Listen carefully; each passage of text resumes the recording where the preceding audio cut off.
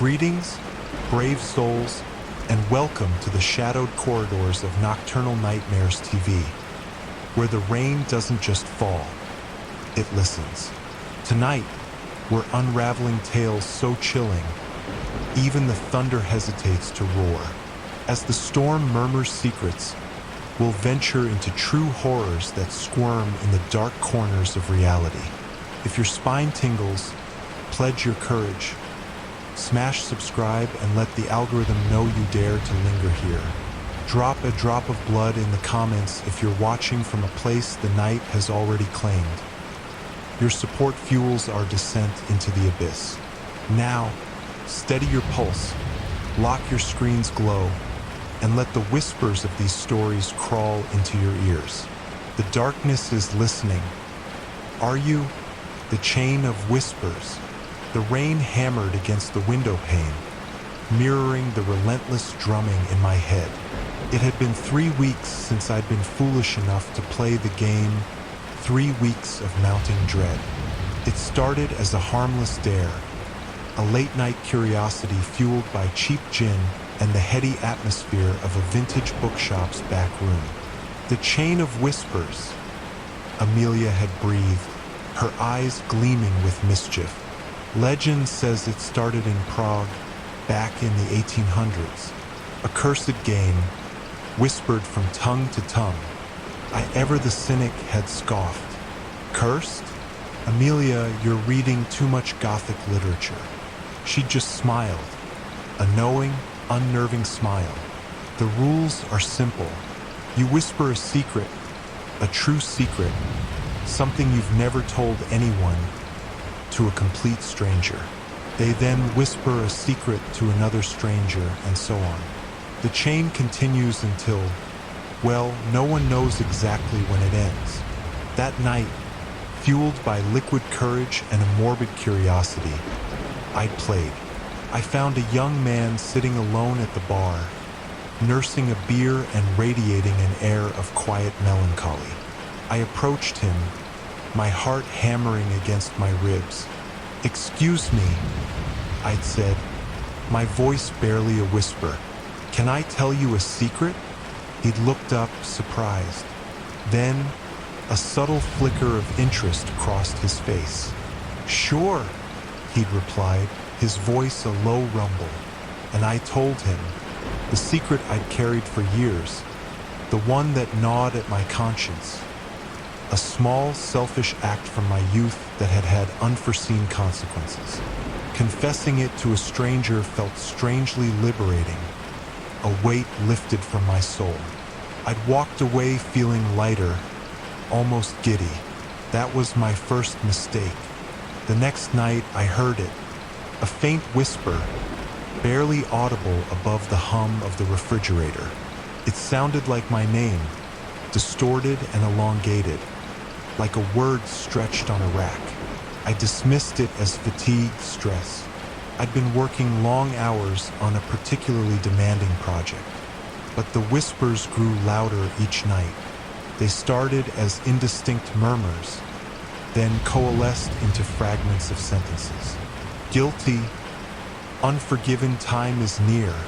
The words, chilling and insidious, slithered into my subconscious, poisoning my dreams. I started avoiding silence.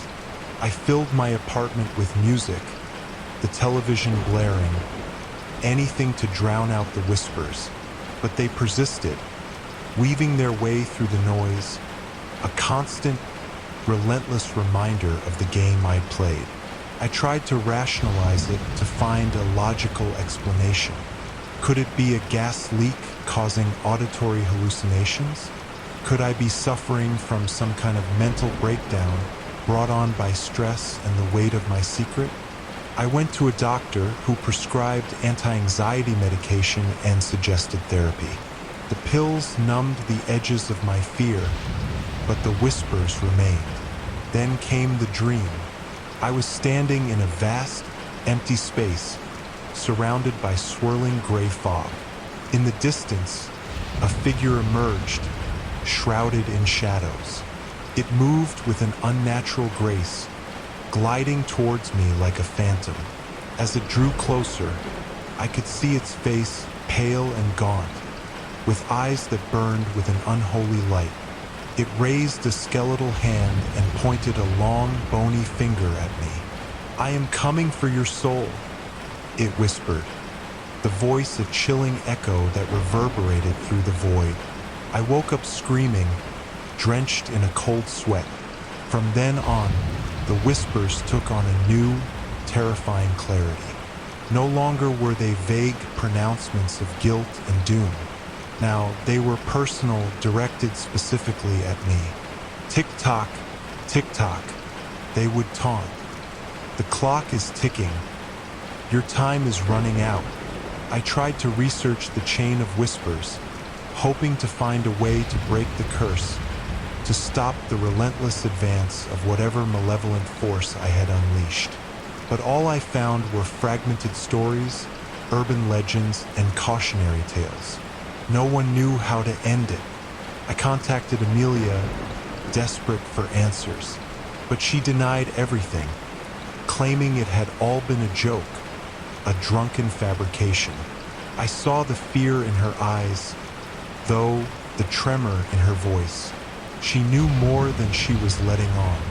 Now, tonight, the rain is still falling, and the whispers are deafening. They're not just in my head anymore. I can hear them coming from outside, from the shadows in the corners of my room, from the very walls themselves. "I am coming," they chant, a chorus of disembodied voices.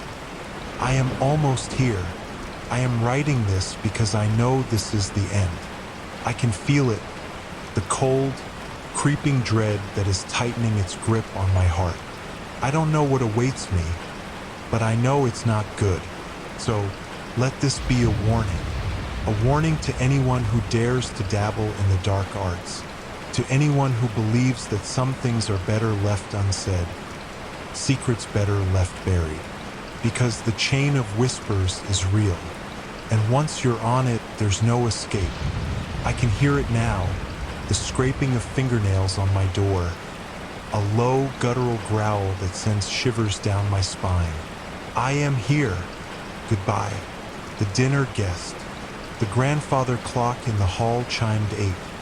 Its melodious bong a stark contrast to the knot of dread tightening in my stomach.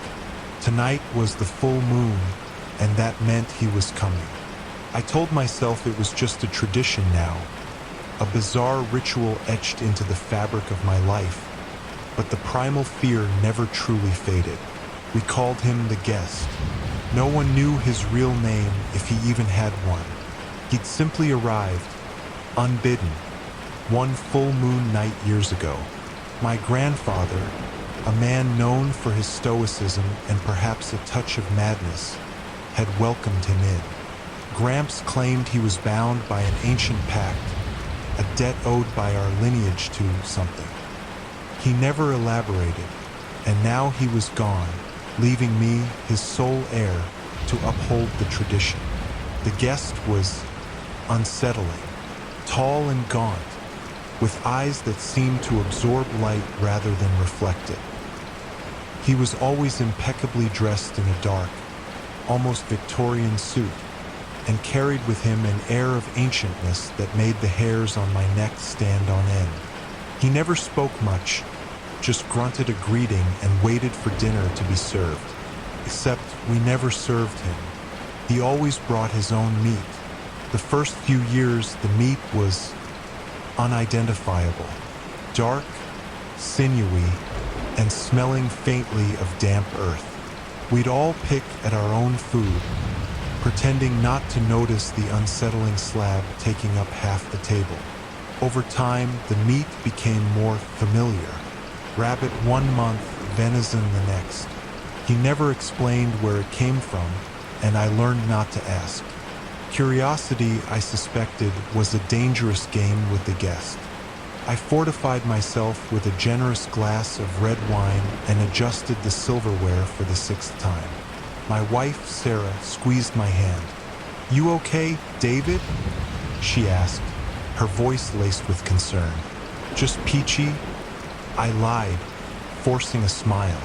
Sarah had only witnessed the guest a handful of times. She tolerated him mostly out of love for me, but I knew he made her deeply uncomfortable. The doorbell rang, its shrill tone cutting through the tense silence. I took a deep breath and opened the door. There he was, tall, dark, and radiating that unsettling aura of age. He grunted a greeting and stepped inside, the familiar leather satchel swinging at his side. "Good evening," I managed, my voice sounding strained even to my own ears. Sarah offered a polite nod from the living room. "Good evening," she echoed, her voice a little too high-pitched. We sat at the dining table, the flickering candlelight casting long, dancing shadows on the walls. The guest placed his satchel on the table and retrieved his offering. My heart hammered against my ribs. What would it be tonight? He laid it down with a soft thud. It was a steak, a perfectly marbled, beautifully cooked steak. My mouth watered despite myself, but then I saw it. On the surface of the steak, perfectly replicated in the cooked flesh, was a birthmark. A small, vaguely star-shaped mark. I knew that birthmark. I'd known it since I was a child. It was on my left shoulder.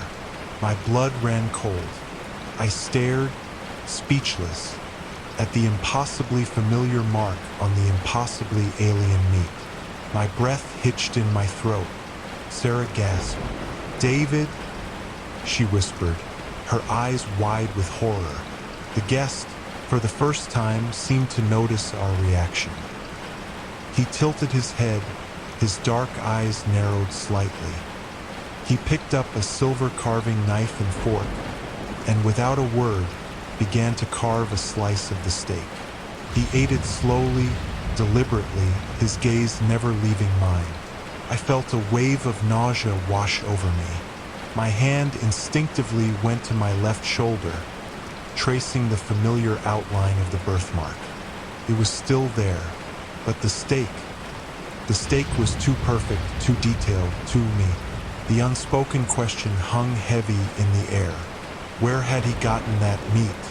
What was the nature of the debt my grandfather had incurred? And most terrifyingly, what did he want? The guest finished his slice of steak and wiped his mouth with a napkin. He looked at me, and for a fleeting moment, I thought I saw a flicker of something in his eyes.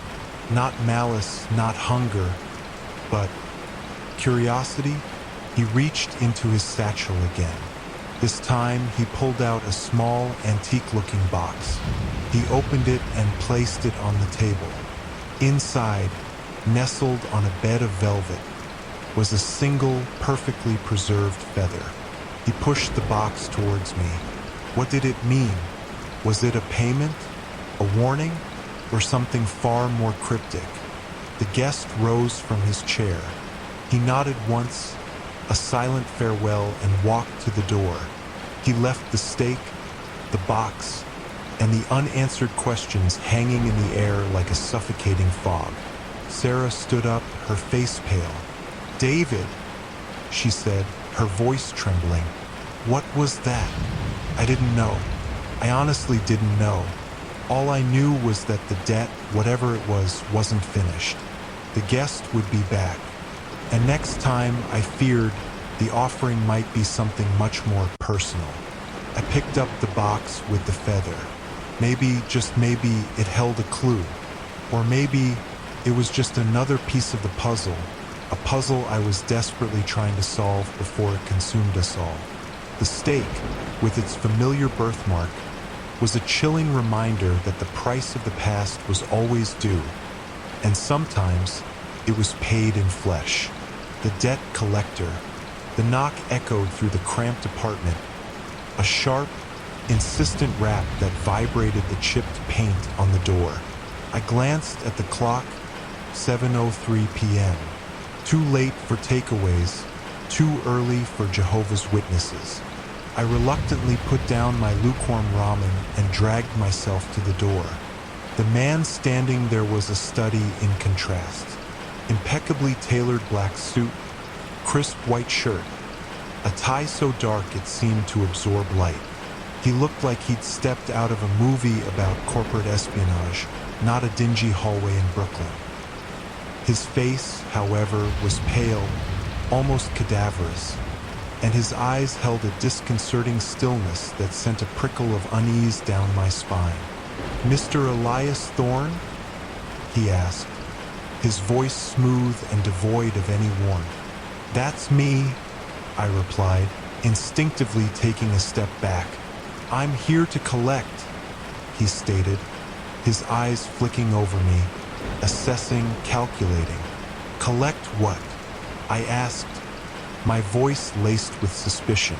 I was barely scraping by, juggling 3 part-time jobs. The only things I owed were my grocer and the electric company, and they didn't send guys in bespoke suits. He produced a sleek, black briefcase from behind his back, clicked open with a soft, almost sinister sound. "The debt," he said, his gaze never leaving mine. "The one you owe." I frowned. "I don't owe anyone anything, at least nothing significant." The man's lips curved into a thin, humorless smile. "Significant is a matter of perspective, Mr. Thorne." He reached into the briefcase and withdrew a thick, bound document. It looked ancient, the paper a mottled sepia, the ink a deep, unsettling red. He flipped it open, presenting the page to me. "This is the contract, dated 3 years ago, signed, sealed, and..." He paused, a subtle emphasis in his voice. "Delivered." My breath hitched in my throat. The signature at the bottom of the page was undeniably mine. Elias Thorne, scrawled in a hurried, familiar hand. But it wasn't ink. It was blood. A cold dread burrowed into my stomach. I vaguely remembered a feverish night, a strange dream, a deal offered in a voice that slithered through the darkness, but dismissed it as just that, a dream. "This is a joke, right?" I stammered, trying to maintain a semblance of composure. "I would never sign anything like this." He ignored my denial, pointing to a clause in the contract, written in an archaic script I could barely decipher. "The terms are clear. In exchange for the assistance you received, you agreed to repay with time. 3 years of your life force, to be exact." My heart hammered against my ribs. "Life force? You're crazy. This is ridiculous." I tried to slam the door, but he was quicker. He placed a gloved hand on the frame, a strength in his grip that defied his seemingly fragile appearance. "Denial is a common first reaction, Mr. Thorne. However, the contract is binding. The debt is due, and I am here to collect." He opened the briefcase again. Inside, nestled among the yellow documents, was a device that looked like a modified syringe, except the needle was made of a dark, shimmering metal. "What is that?" I whispered, a wave of nausea washing over me. "A collector," he said simply. "It extracts the essence agreed upon. Think of it as a late fee with compound interest." Panic clawed at my throat. "Get out! Get out of my apartment!" I shoved at his chest, but he didn't budge. He was impossibly strong, an immovable object. He sighed a sound that seemed to drain the light from the hallway. "I'm afraid that's not an option, Mr. Thorne. The debt must be paid." He lunged, the syringe glinting in the dim light. I backed away, fumbling for anything to use as a weapon. Grabbing a heavy ceramic mug from the table, I hurled it at him. It shattered against his shoulder, but he barely flinched. He continued to advance, his eyes burning with an unnerving certainty. I was trapped, cornered in my own life, a life I was about to lose, bit by agonizing bit. The contract, the blood, the collector, it was all too surreal, too horrific. As he raised the syringe, I closed my eyes, bracing for the inevitable. Maybe this was just a nightmare, a twisted, feverish hallucination. But the cold, clammy hand that gripped my arm felt undeniably real. The last thing I heard before the world dissolved into darkness was the soft, almost apologetic voice of the debt collector. "I'm sorry it had to come to this, Mr. Thorne, but a deal is a deal." And then only the faint whirring of the collector, diligently, mercilessly doing its job. The debt finally was being paid. The unlucky coin. The coin was tarnished, a dull copper glinting faintly under the flickering fluorescent lights of the laundromat. It was an oddity, a foreign currency I'd picked up in a street market years ago and forgotten about. Boredom, a restless energy fueled by caffeine and the hypnotic whir of the dryers, prompted me to fish it out of my pocket. Heads or tails? I muttered to myself, flipping it high in the air. It spun, a dizzying blur, before clattering onto the hard linoleum floor. But it didn't land on either side. It stood on its edge. A collective gasp rippled through the laundromat. Old Mrs. Henderson, perpetually perched on the orange plastic chairs, crossed herself. A teenager with headphones plastered to his ears momentarily paused his headbanging. I blinked, a knot of unease tightening in my stomach. Coincidences happen, right? Maybe the floor wasn't perfectly level. Picked it up and flipped it again. Again, it landed on its edge. This time, the unease solidified into a prickling fear. Mrs. Henderson was now muttering prayers under her breath. The teenager, his headphones forgotten, stared with wide eyes. Then things started to go wrong. A woman tripped over her laundry basket, sending detergent bottles flying. A dryer malfunctioned, spewing soapy water and steam. The overhead lights flickered violently, threatening to plunge us into darkness. I knew with a certainty that chilled me to the bone that it was the coin. The world was bending, the normal laws of probability warping around me. Luck, the delicate balance that held everything in place, was unraveling. I fled the laundromat, the unnerving glint of the coin burning in my pocket. The streets outside were no refuge. A car alarm shrieked incessantly. A stray gust of wind ripped a banner from a building, sending it crashing down just feet from me. People bumped into me, spilling coffee, muttering curses. Everywhere I went, chaos followed. It was as if the very air around me was destabilized, vibrating with the absence of luck. Then I saw it, a flicker in the corner of my eye, a shadow that danced just outside my peripheral vision. It was tall, impossibly slender, and always just out of sight.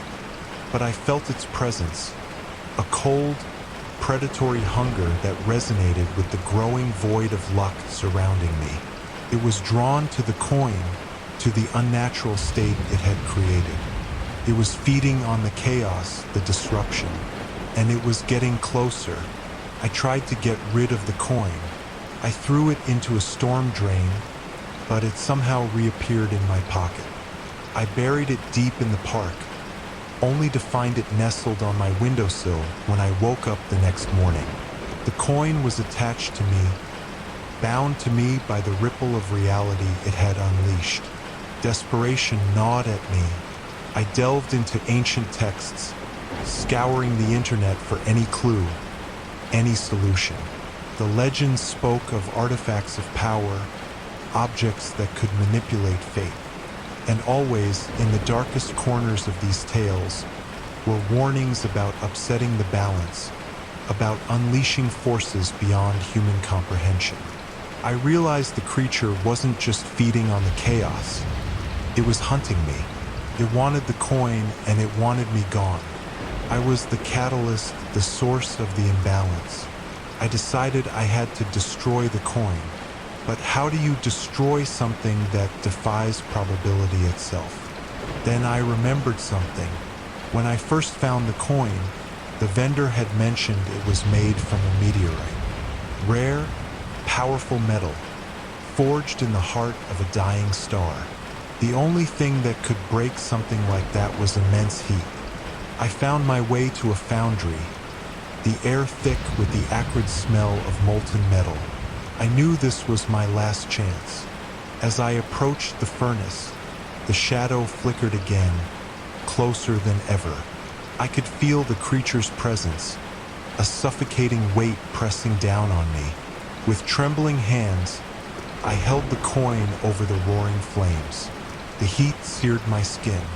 The shadow lunged, coalescing into a vaguely humanoid shape, its features blurred and indistinct, but its intent clear, to stop me.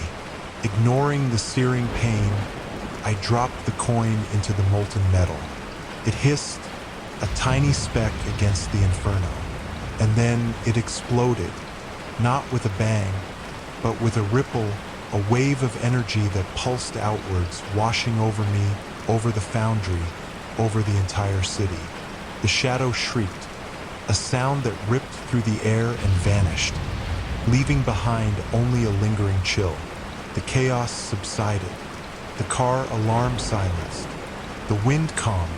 The world seemed to breathe a collective sigh of relief. I stumbled back, coughing, my face burned, and my clothes singed. The coin was gone, reduced to nothing in the fiery crucible. The balance of luck, whatever that even meant, had been restored. But I wasn't the same. I had glimpsed the fabric beneath reality, the delicate threads of fate that held everything together. And I knew with a chilling certainty that the world was a far stranger, more precarious place than I had ever imagined. Now, I avoid flipping coins. The memory of the unlucky coin and the shadow it summoned is a constant reminder that sometimes it's best not to tempt fate. Some things are better left undisturbed, lying quietly in the balance, even if they always land on their edge. The door to nowhere. The floral wallpaper was the same.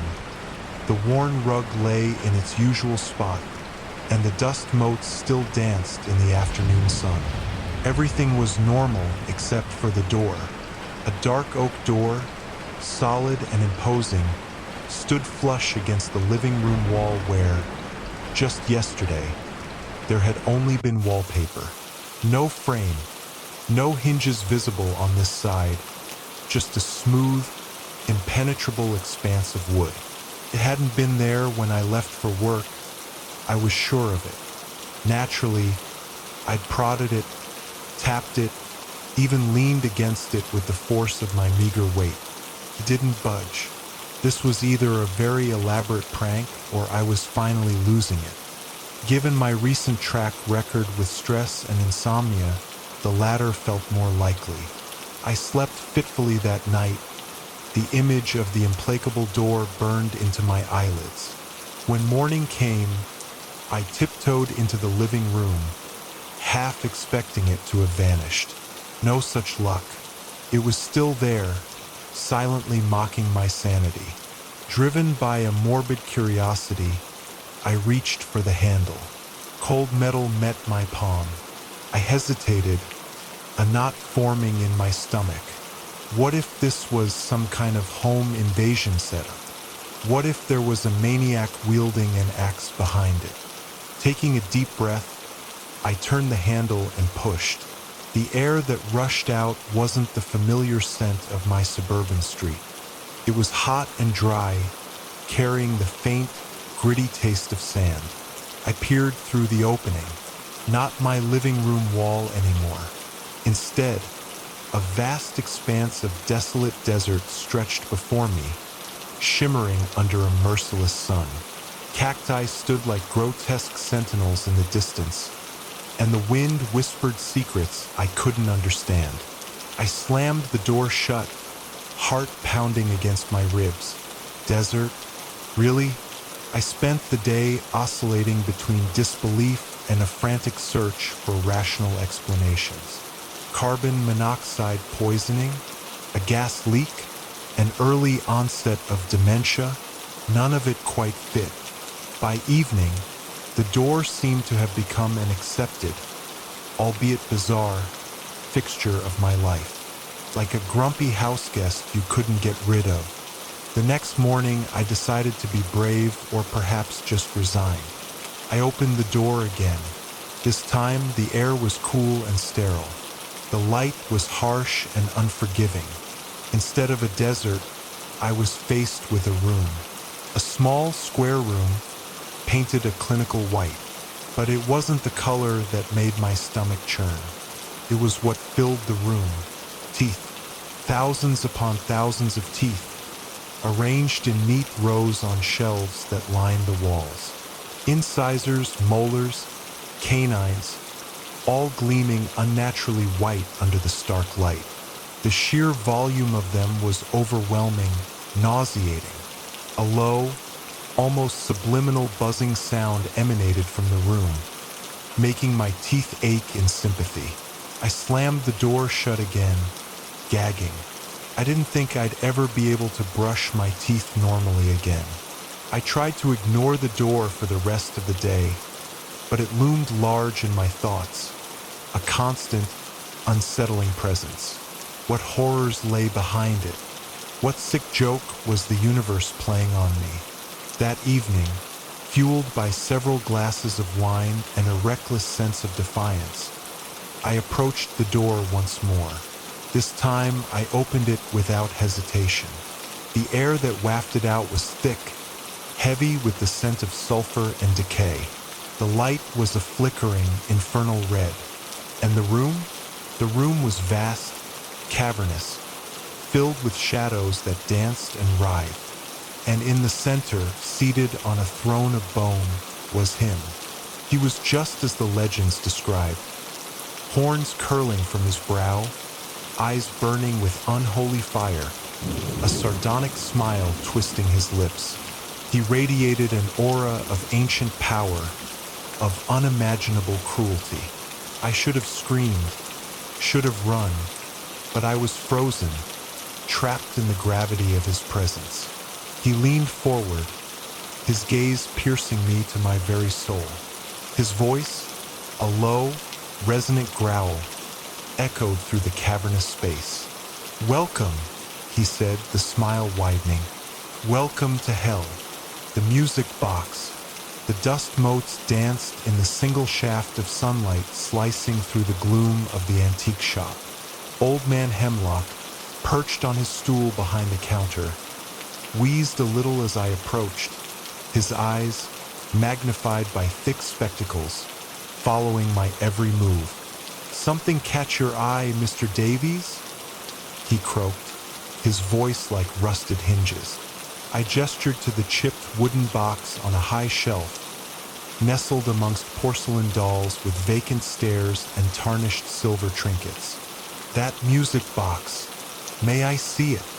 Hemlock hesitated, his gaze lingering on the box as if it held a dangerous secret. "That one's been here a while. Strange piece that not many interested." He finally fetched a rickety ladder, his joints protesting with each creak. He retrieved the box gingerly, as if afraid it might bite. The wood was dark, almost black, intricately carved with scenes I couldn't quite decipher. Grotesque faces seemed to writhe within the floral patterns, and tiny, clawed hands reached out from beneath swirling leaves. A chill snaked down my spine. "It's unusual," I managed, my voice a little shaky. "Unusual is one word for it," Hemlock rasped. "Play it if you like, but don't say I didn't warn you."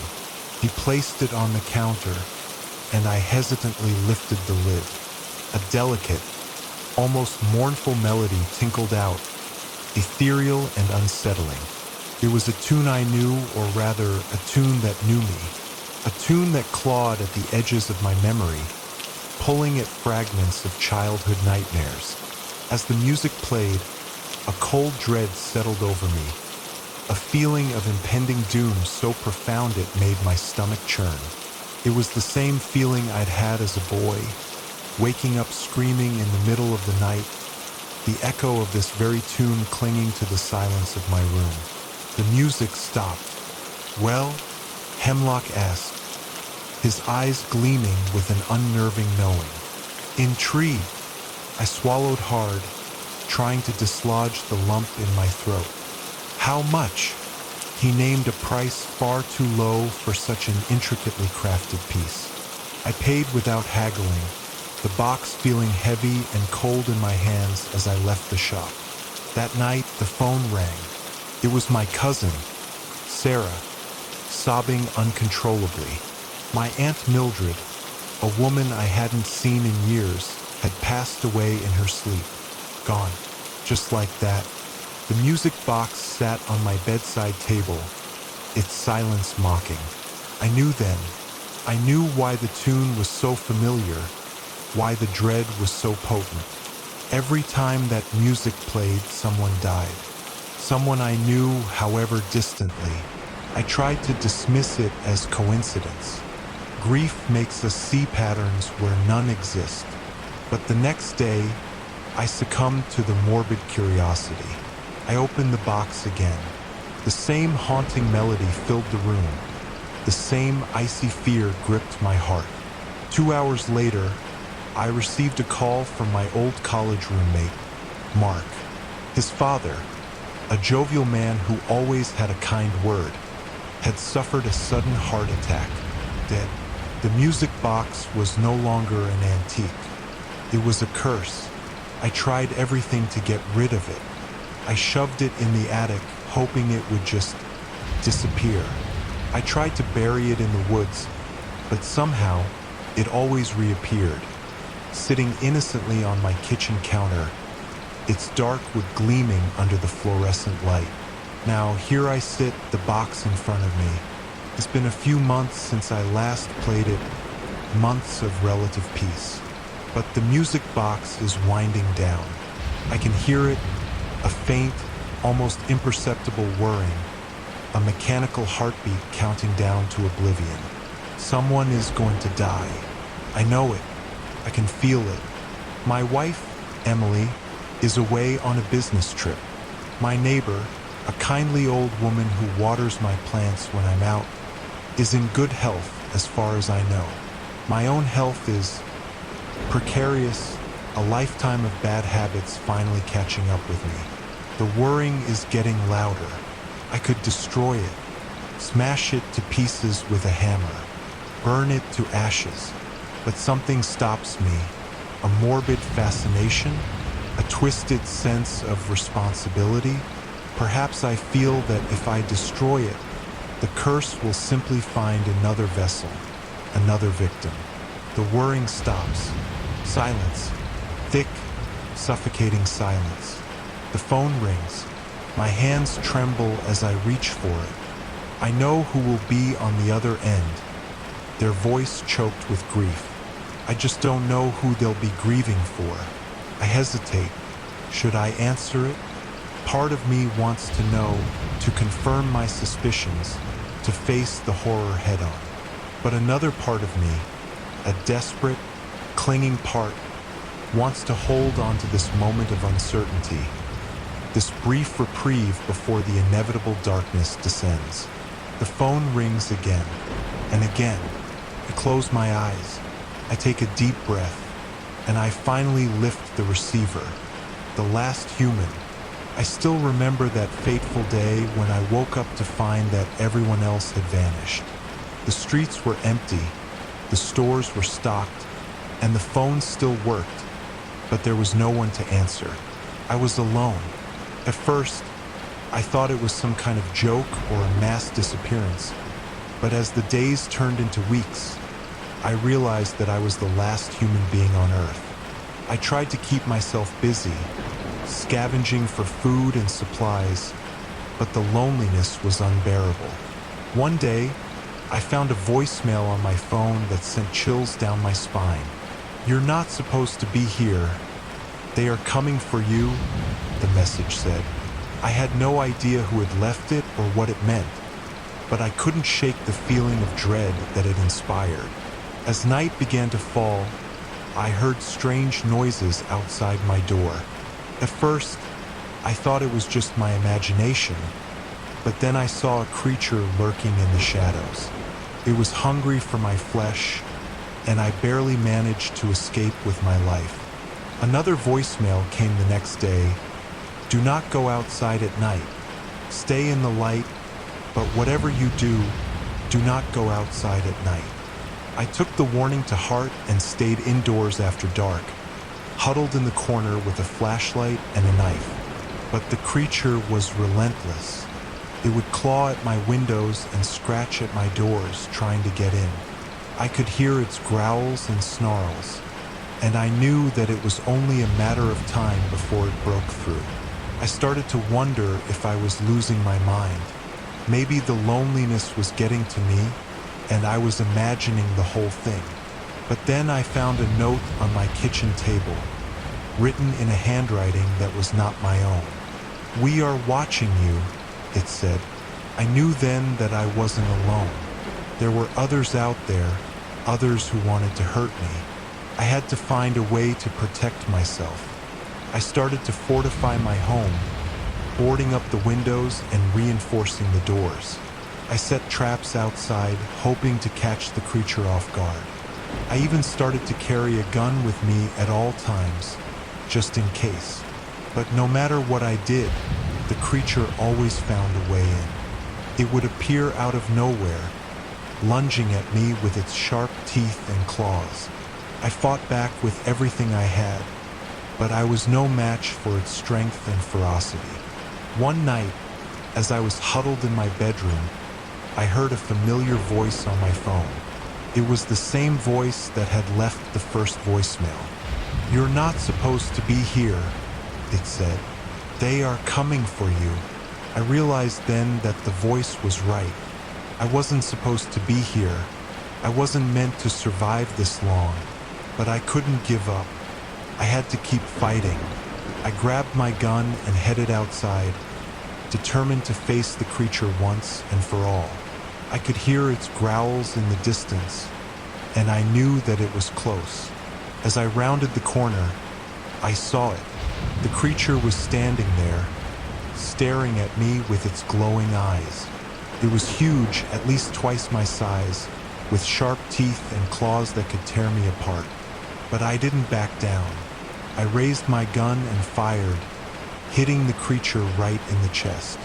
It let out a howl of pain and stumbled backward, but it didn't go down. I kept firing, emptying my entire clip into the creature's body. It let out one final howl before collapsing to the ground, dead. I stood there for a moment, panting and covered in sweat. I had done it. I had defeated the creature, but my victory was short-lived. As I turned to head back inside, I saw them, hundreds of creatures, all staring at me with their glowing eyes. I realized then that I wasn't the last human after all. There were others like me, others who had survived, and they were coming for me. I turned and ran, firing my gun wildly behind me, but there were too many of them. They caught up to me quickly, and before I knew it, I was surrounded. I fought with everything I had, but it was no use. They overpowered me, tearing me apart with their sharp teeth and claws. As I lay there, dying, I realized that the voicemails had been right. I wasn't supposed to be here. I wasn't meant to survive. But I was glad that I had fought. I was glad that I had gone down swinging. And as the darkness closed in around me, I knew that I had faced my fears and conquered them, even if it had cost me my life. The last human had fallen, but she had fought with every ounce of strength that she had. And in the end, that was all that mattered. The skinless teacher. The air in Mrs. Davis's fourth grade classroom always smelled faintly of glue and old crayons. Today, though, it smelled like something else, something sterile and vaguely metallic. Mrs. Davis was out sick and replaced by a substitute named Ms. Amelia Finch. Ms. Finch was an instant hit. She had a booming laugh that made the whole room shake, told silly jokes, and even knew all the lyrics to the latest pop songs. Everyone, including the usually grumpy Billy Peterson, loved her. Except me. Something felt off. She was too perfect, too energetic. Her smile was too wide, her eyes a little too bright. And then there was the smell. It clung to her like an invisible cloak, a dissonance against the cheerful atmosphere she projected. I tried to ignore it. I focused on my math worksheet, pretending to grapple with fractions. But Miss Finch was a constant presence, flitting between desks, dispensing praise and playful nudges. Finally, she stopped at my desk. "Having trouble, Liam?" she asked, her voice a honeyed drawl. I mumbled something about not understanding. She leaned closer, her perfume, a cloying sweetness that intensified the metallic undertone, filling my nostrils. Her auburn hair pulled back in a tight bun and swung forward, brushing my cheek. And that's when I saw it. The collar of her high-necked, floral dress shifted slightly as she leaned in. Just a sliver, a fleeting glimpse. But it was enough. Enough to freeze the blood in my veins. It wasn't skin. Where her neckline met her shoulder, there was no smooth, pale epidermis. Instead, I saw raw, glistening muscle, deep crimson and striated. It pulsed faintly with a life of its own. It was a horrifying, impossible sight. I recoiled, sucking in a gasp. Miss Finch straightened up, her bright smile faltering for just a fraction of a second. Her eyes, those two bright eyes, narrowed. "Feeling all right, Liam?" she asked, her voice suddenly devoid of its earlier warmth. I could only nod, my throat constricted with terror.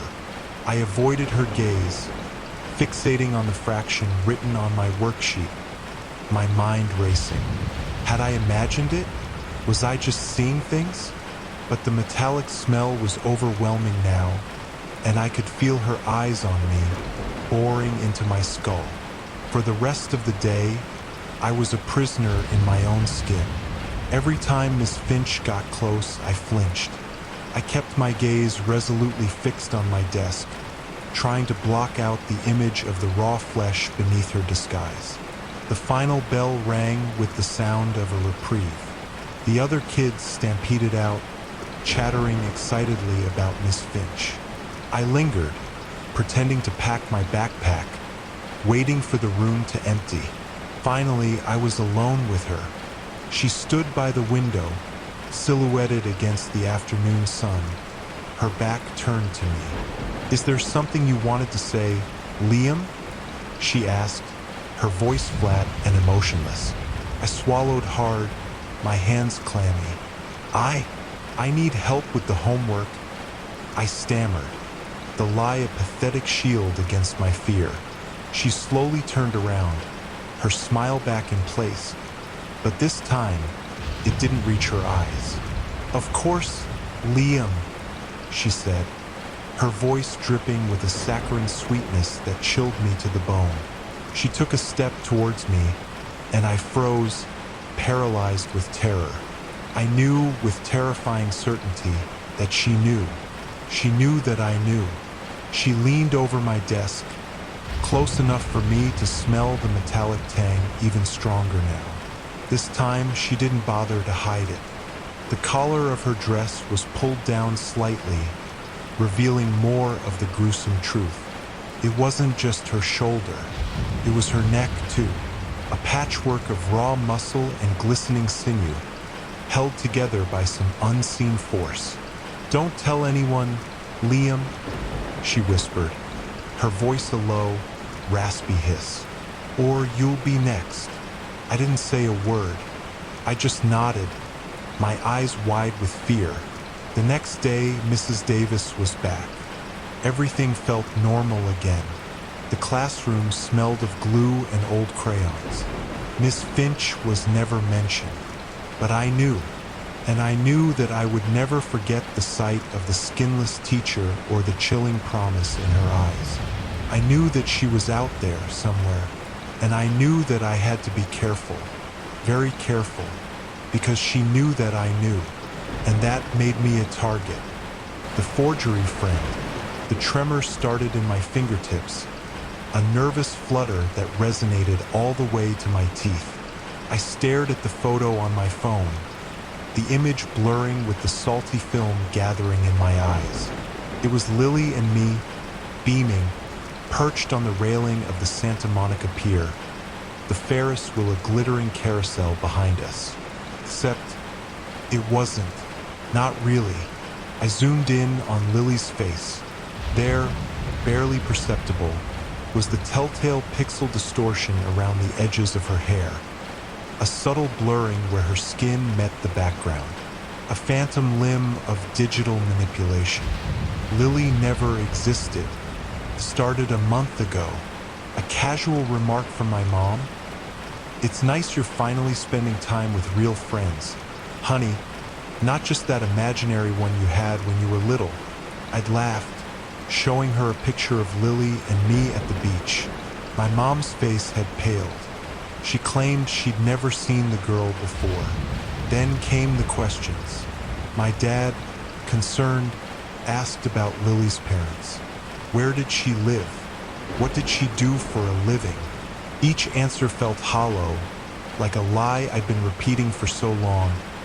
I'd actually started to believe it. I scoured old photos, searching for tangible proof, anything to quiet the gnawing dread in my gut. Every single picture, every single memory involving Lily crumbled under scrutiny. The lighting was always slightly off, the angles unnatural. The reflections in mirrors conveniently obscured. I was losing my mind. Had I fabricated an entire person? Was I losing touch with reality?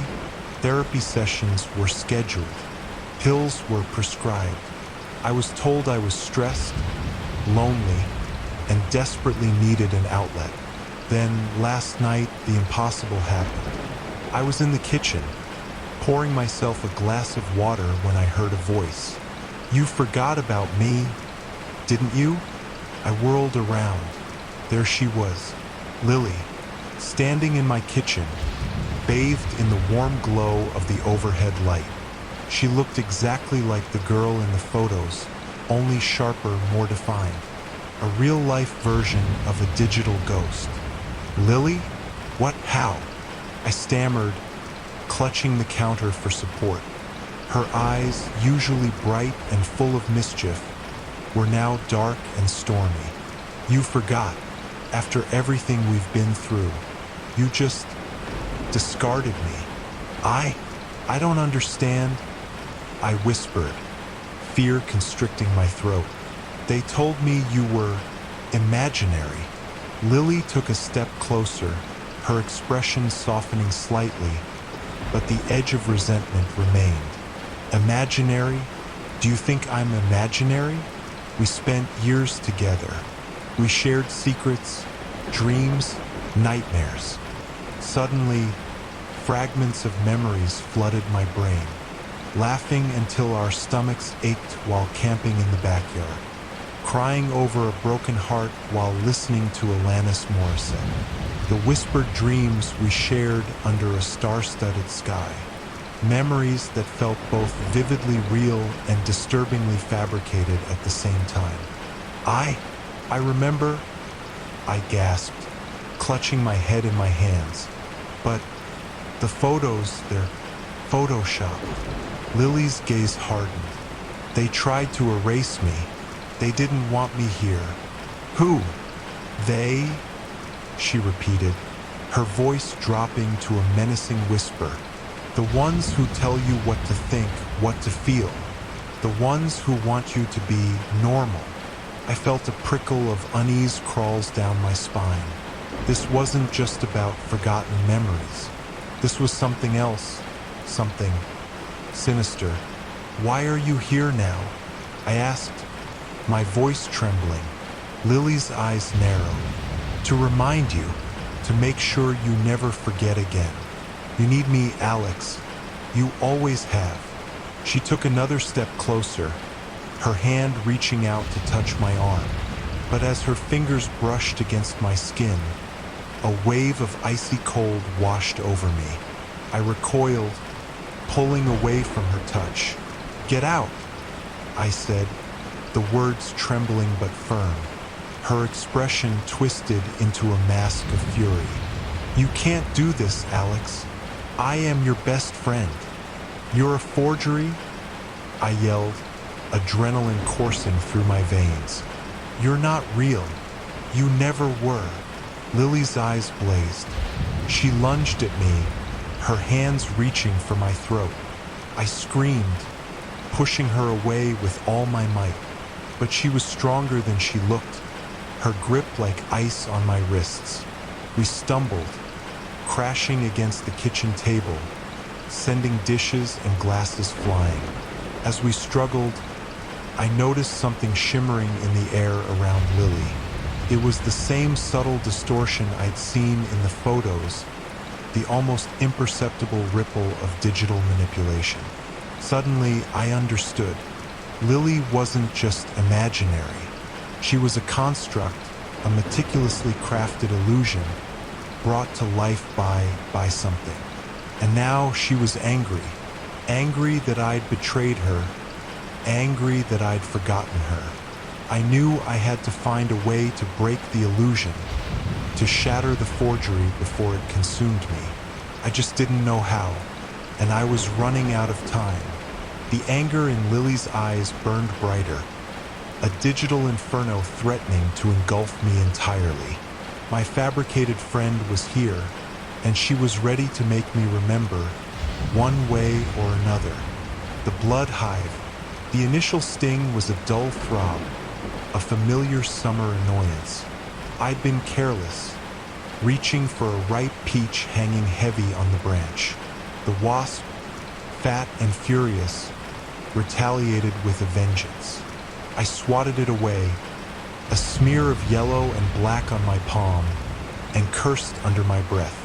By evening, the throbbing had escalated to a pulsing ache that radiated up my arm. Benadryl did nothing. The itching was incessant, a crawl beneath my skin that drove me to distraction. Unease settled in, a prickling premonition I couldn't shake. Sleep offered no relief. I tossed and turned, plagued by vivid, disjointed dreams filled with buzzing and the insistent tickle of tiny legs. I woke up in a cold sweat, my arm throbbing with a pain that felt different, deeper. The next morning, my veins were visibly distended, thick, blue rivers etched beneath the surface of my skin. They pulsed with a life of their own. A low hum emanated from them, a subtle vibration that resonated through my bones. Panic clawed at my throat. This wasn't a normal wasp sting. I rushed to the ER, clutching my arm. The waiting room was a kaleidoscope of flashing lights and anxious faces, but I barely registered it. I was focused on the hum, the throbbing, the terrifying sensation of something moving inside me. Finally, a doctor, young and harried, called my name. He listened to my garbled explanation, examined my arm, and prescribed an antibiotic ointment. Probably just a localized allergic reaction, he said, his voice laced with the weary indifference of someone who'd seen it all. But the buzzing, the veins, I stammered, desperate to convey the impossible truth of what was happening. He sighed. Try the ointment. Come back if it gets worse. It got worse. Much, much worse. Back at home, a sharp, burning sensation ripped through my forearm. The skin felt stretched to its limit, taut and throbbing like an overripe fruit. I watched in horror as a network of cracks spiderwebbed across my skin, tracing the path of the engorged veins. Then the first tear. A thin line of crimson stretched wider, revealing a grotesque, throbbing orifice. A thick, viscous fluid oozed out, smelling of honey and something acrid, something inherently alien. That's when the swarm emerged, not all at once, but in a horrifying slow-motion cascade. First, individual insects, their iridescent wings shimmering in the harsh afternoon light. Then dozens, then hundreds. They poured out of the tear in my skin, a living, buzzing river of yellow and black. I screamed, a primal, bone-chilling scream of terror and disbelief. My neighbors heard it. They saw the initial swarm, a dark cloud coalescing around my house. They called 911, but the ER doctor didn't see it. Not until I was back, wheeled in on a gurney, my arm a gaping, pulsating wound. He was the attending physician on duty when the paramedics brought me in, babbling incoherently about insects and hives. He approached, clipboard in hand, a look of weary resignation on his face. He glanced at my arm. His jaw went slack. His eyes widened in disbelief. He stumbled backward, knocking over a tray of instruments. He screamed. It was a single, piercing shriek, a sound of pure, unadulterated horror that echoed through the sterile halls of the ER.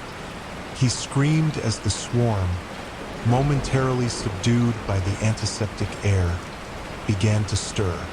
He screamed as the swarm poured out, no longer contained by the fragile barrier of my skin. He screamed as the blood hive unleashed its fury. The buzzing crescendoed, a deafening roar that drowned out the chaos of the emergency room. I lay there, drained and hollow, a living vessel emptied of its horrific cargo. The swarm engulfed everything, a swirling vortex of stingers and chitin. And as I drifted into unconsciousness, I heard the screams of the others, their futile struggles against the buzzing, living nightmare that had been birthed inside me. The blood hive had awakened, and it was hungry. The Regret Hotel. The brochure was unassuming. A simple, cream-colored card with the words, "The Regret Hotel, face your past. Find your future," embossed in silver lettering. Elias had found it tucked beneath a stray fortune cookie wrapper in his glove compartment. A relic from a takeout order he couldn't even remember. He'd scoffed, tossed it onto the passenger seat, and nearly forgotten it. But the phrase had burrowed its way into his mind like a tick. He was wallowing, drowning in the what-ifs and could-haves. His wife, Sarah, was gone. A gaping hole in his life that he filled with work and whiskey. He knew he needed something, anything, to break the cycle. And so, against his better judgment, he found himself driving a rain-slicked highway towards an address that seemed to lead to nowhere. The hotel loomed out of the fog, a Gothic monolith of dark stone and shadowed archways. The only light emanated from a flickering gas lamp beside the heavy oak doors. A shiver ran down Elias's spine. He parked, grabbed his worn leather duffel bag, and stepped into the oppressive silence. The lobby was deserted, save for a single figure behind the ornate, mahogany front desk. An old woman, her face a roadmap of wrinkles and her eyes the color of faded amethyst, looked up with a knowing smile. "Elias Thorne?" she rasped, her voice like dry leaves skittering across the pavement. He nodded, speechless. How could she? "We've been expecting you. Room 307. Everything you need is within." She slid a tarnished brass key across the counter. "Checkout is optional." "Optional?" Elias asked, a knot forming in his stomach. The old woman just smiled, a thin, unsettling line. "Good luck." He found room 307 on the third floor, the air growing heavier with each step.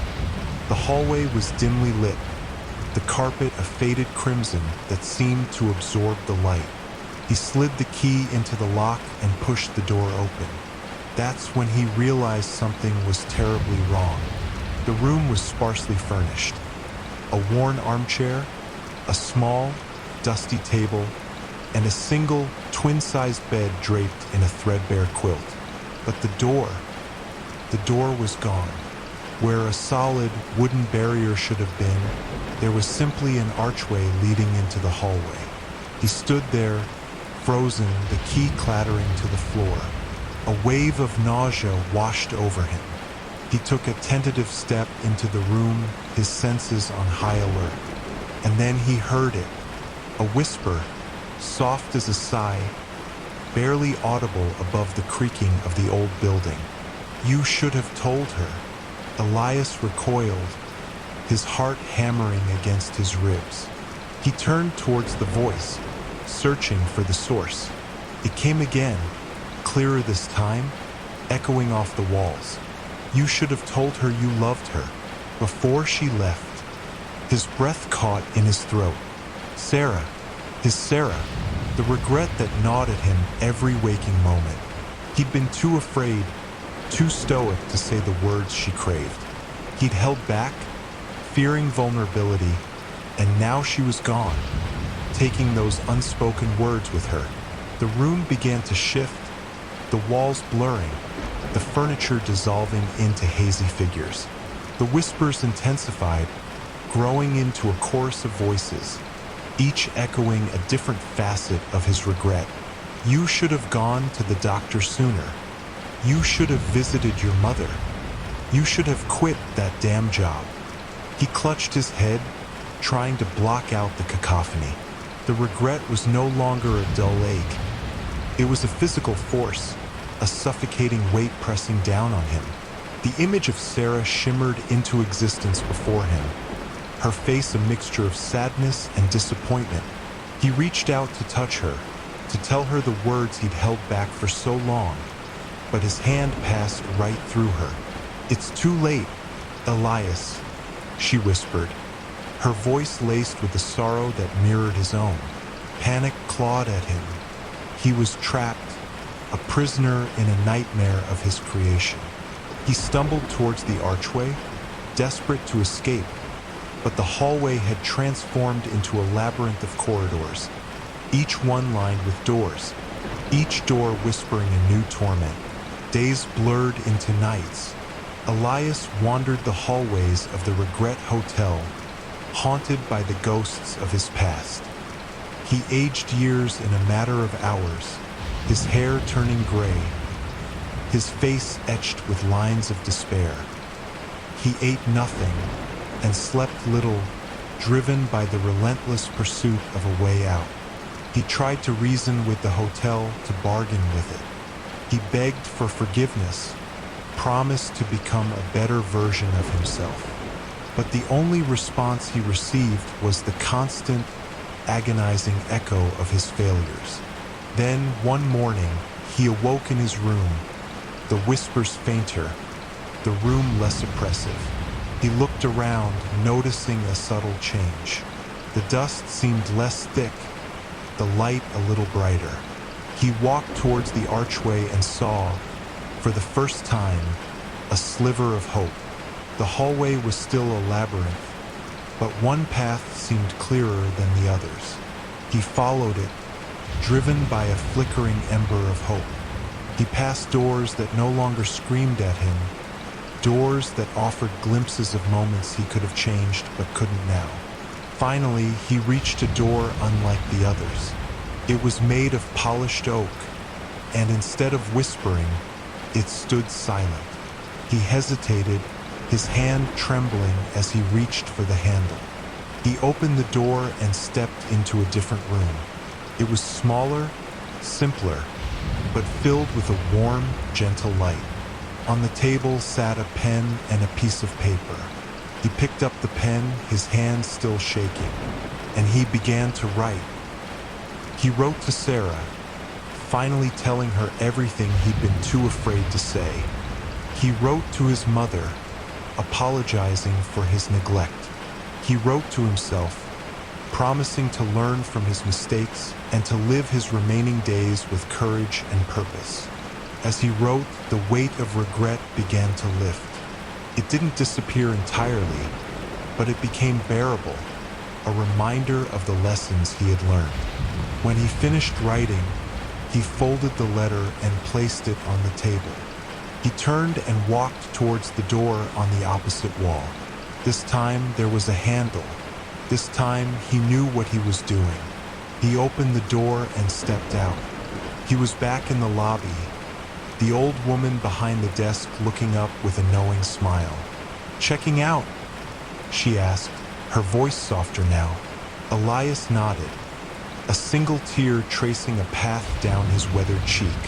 "Yes, I'm checking out." The nightmare totem. The bags under my eyes were practically suitcases.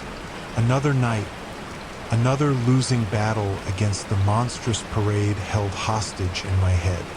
Insomnia had become my unwelcome roommate, and my sanity was starting to pack its bags. Desperate, I turned to the internet, sifting through New Age mumbo-jumbo and vaguely worded self-help articles.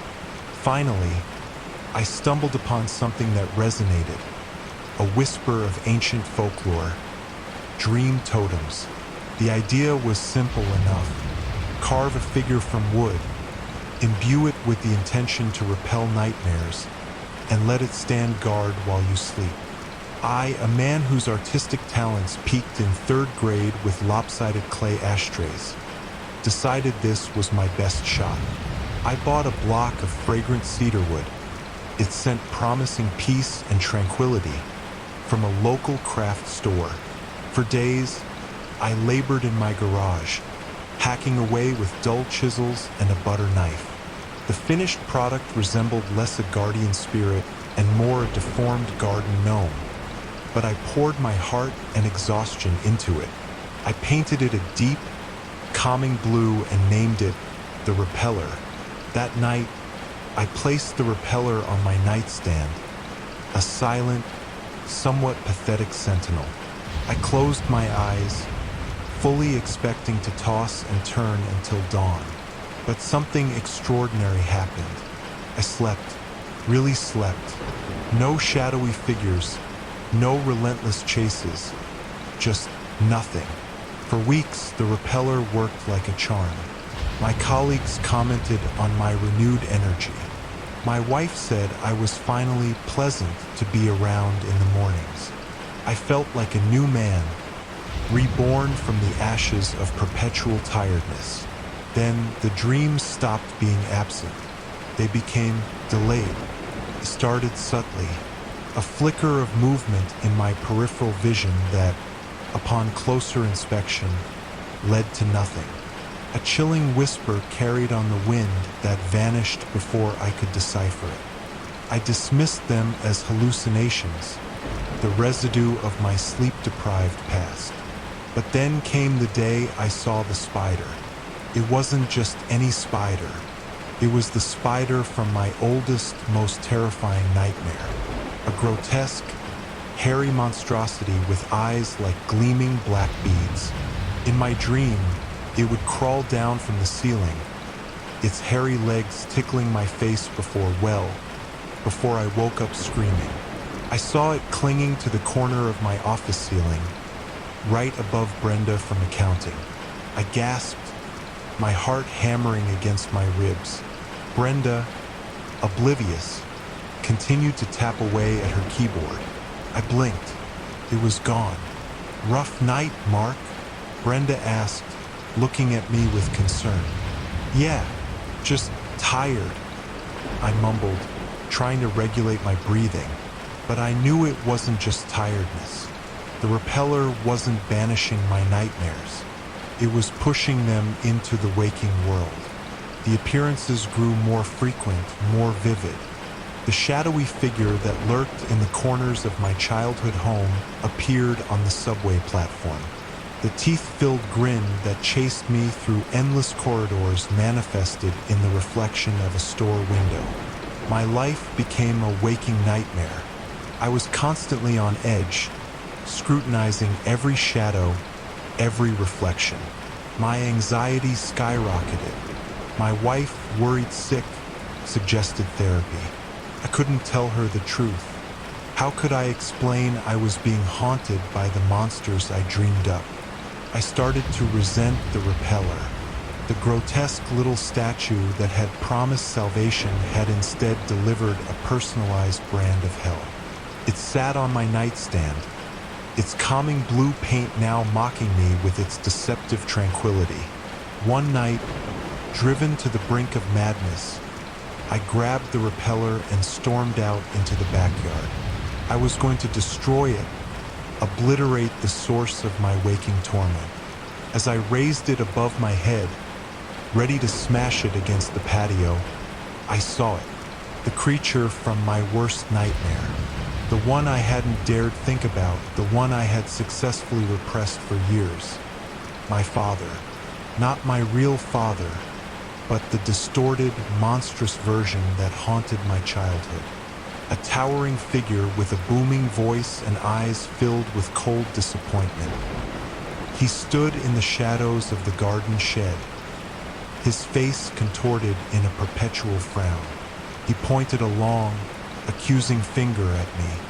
"You haven't been good enough, Mark. You never will be."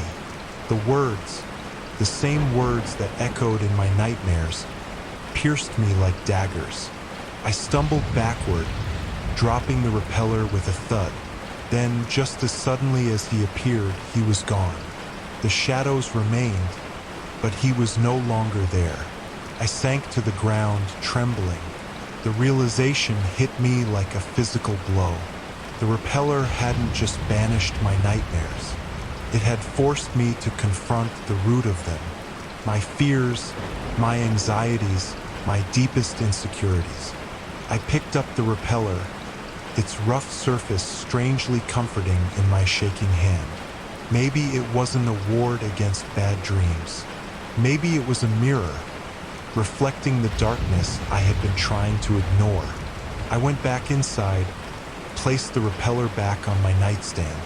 It still looked like a misshapen gnome, but now it represented something more. A challenge, a call to face my demons, not in the fleeting darkness of sleep, but in the harsh light of day.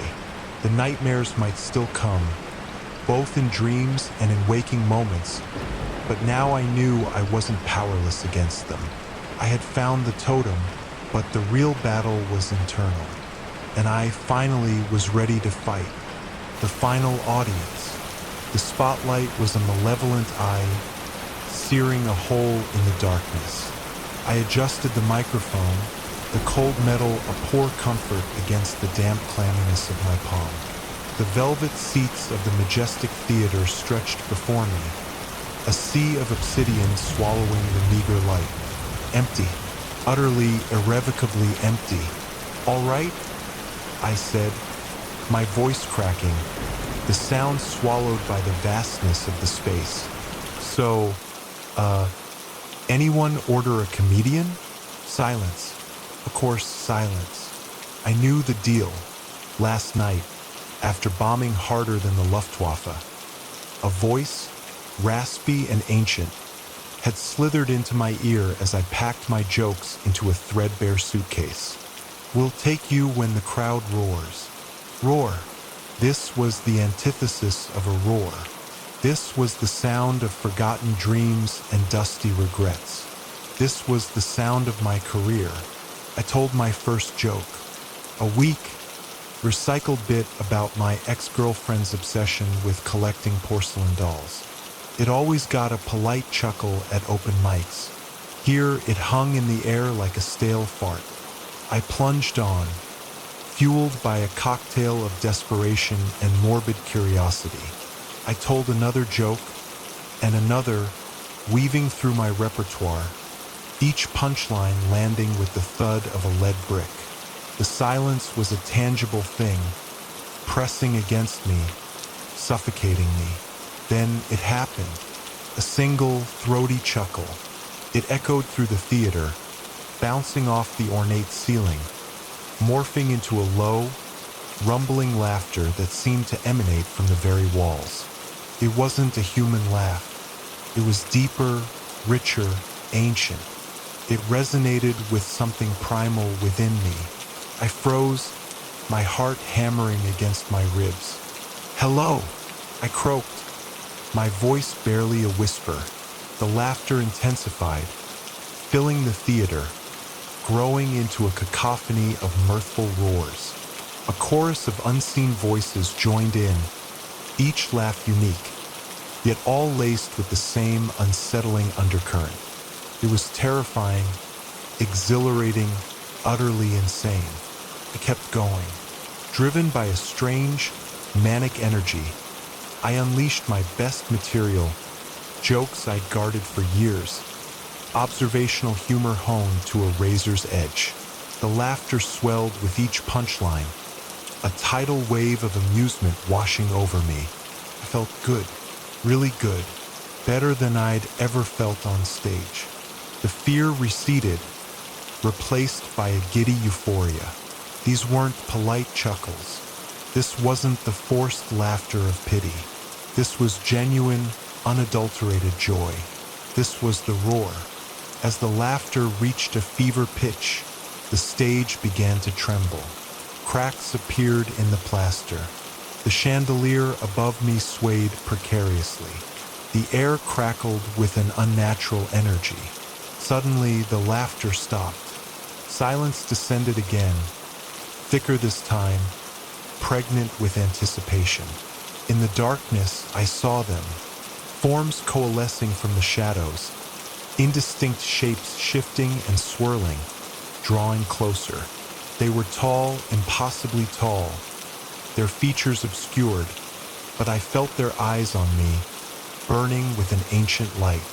The raspy voice from last night returned, now booming, resonating through my very bones. "You have pleased us." Terror clawed at my throat. "Pleased you? What's happening?"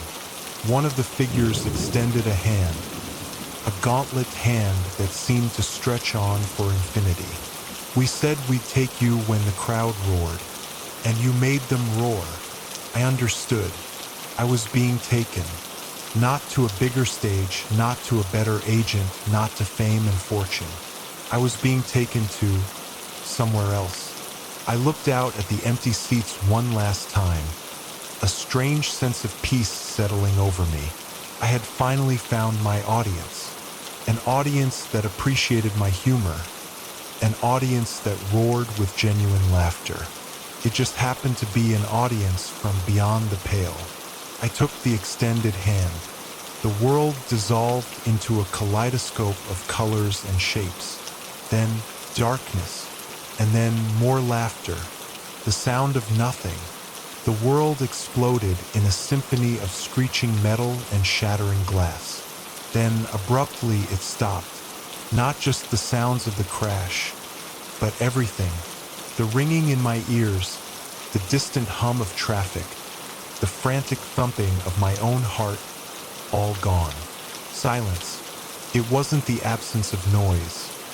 It was something more profound. A void so complete it swallowed the very concept of sound. Panic flared, a silent scream trapped in my chest. I clawed at the airbag, the rough texture the only anchor to reality.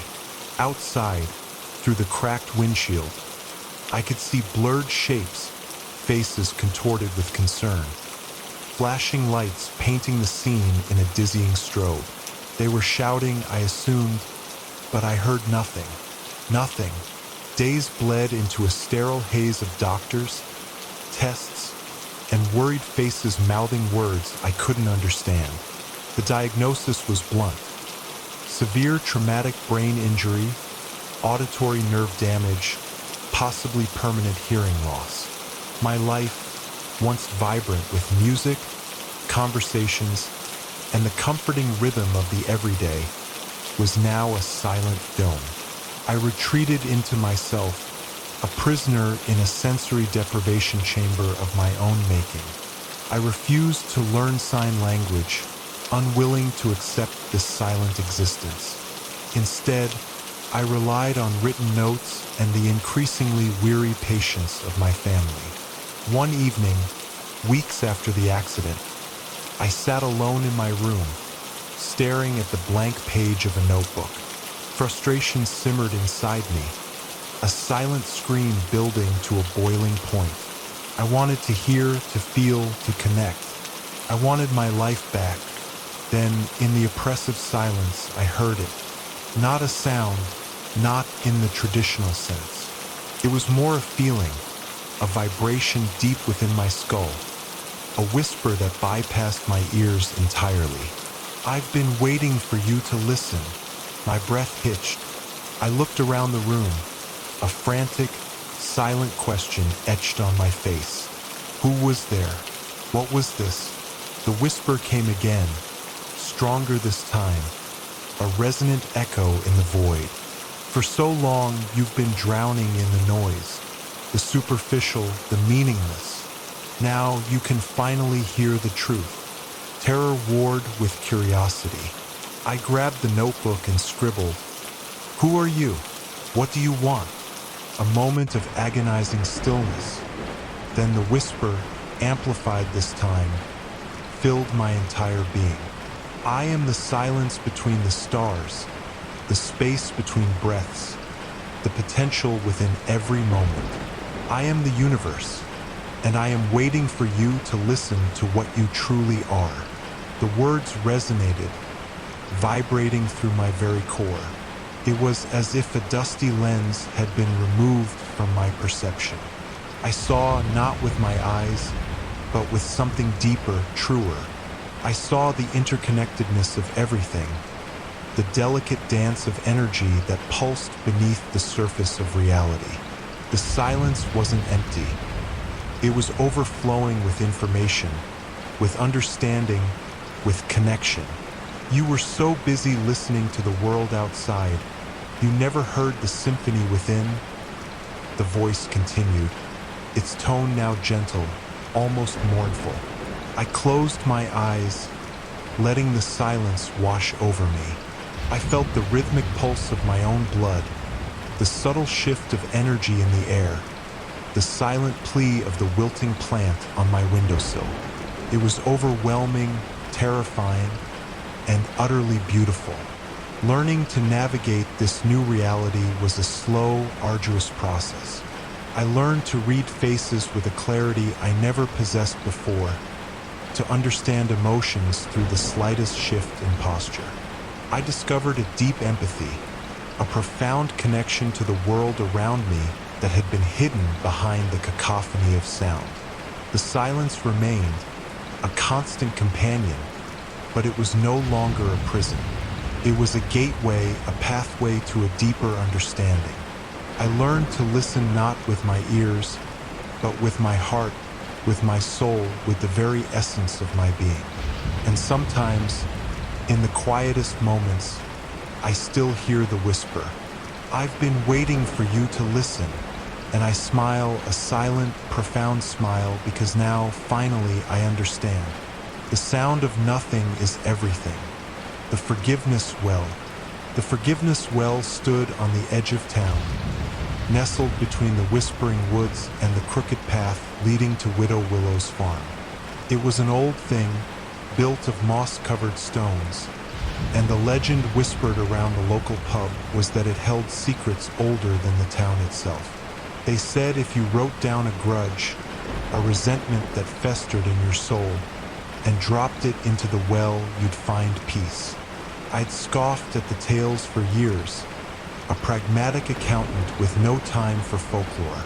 But then, business tanked, my wife walked out, and Old Man Hemlock cheated me out of my inheritance. Resentment turned into a bitter poison, eating me from the inside out. Desperate, I drove to the well one rainy Tuesday. I ripped a page from my notebook and, with trembling hands, wrote down each name, each grievance.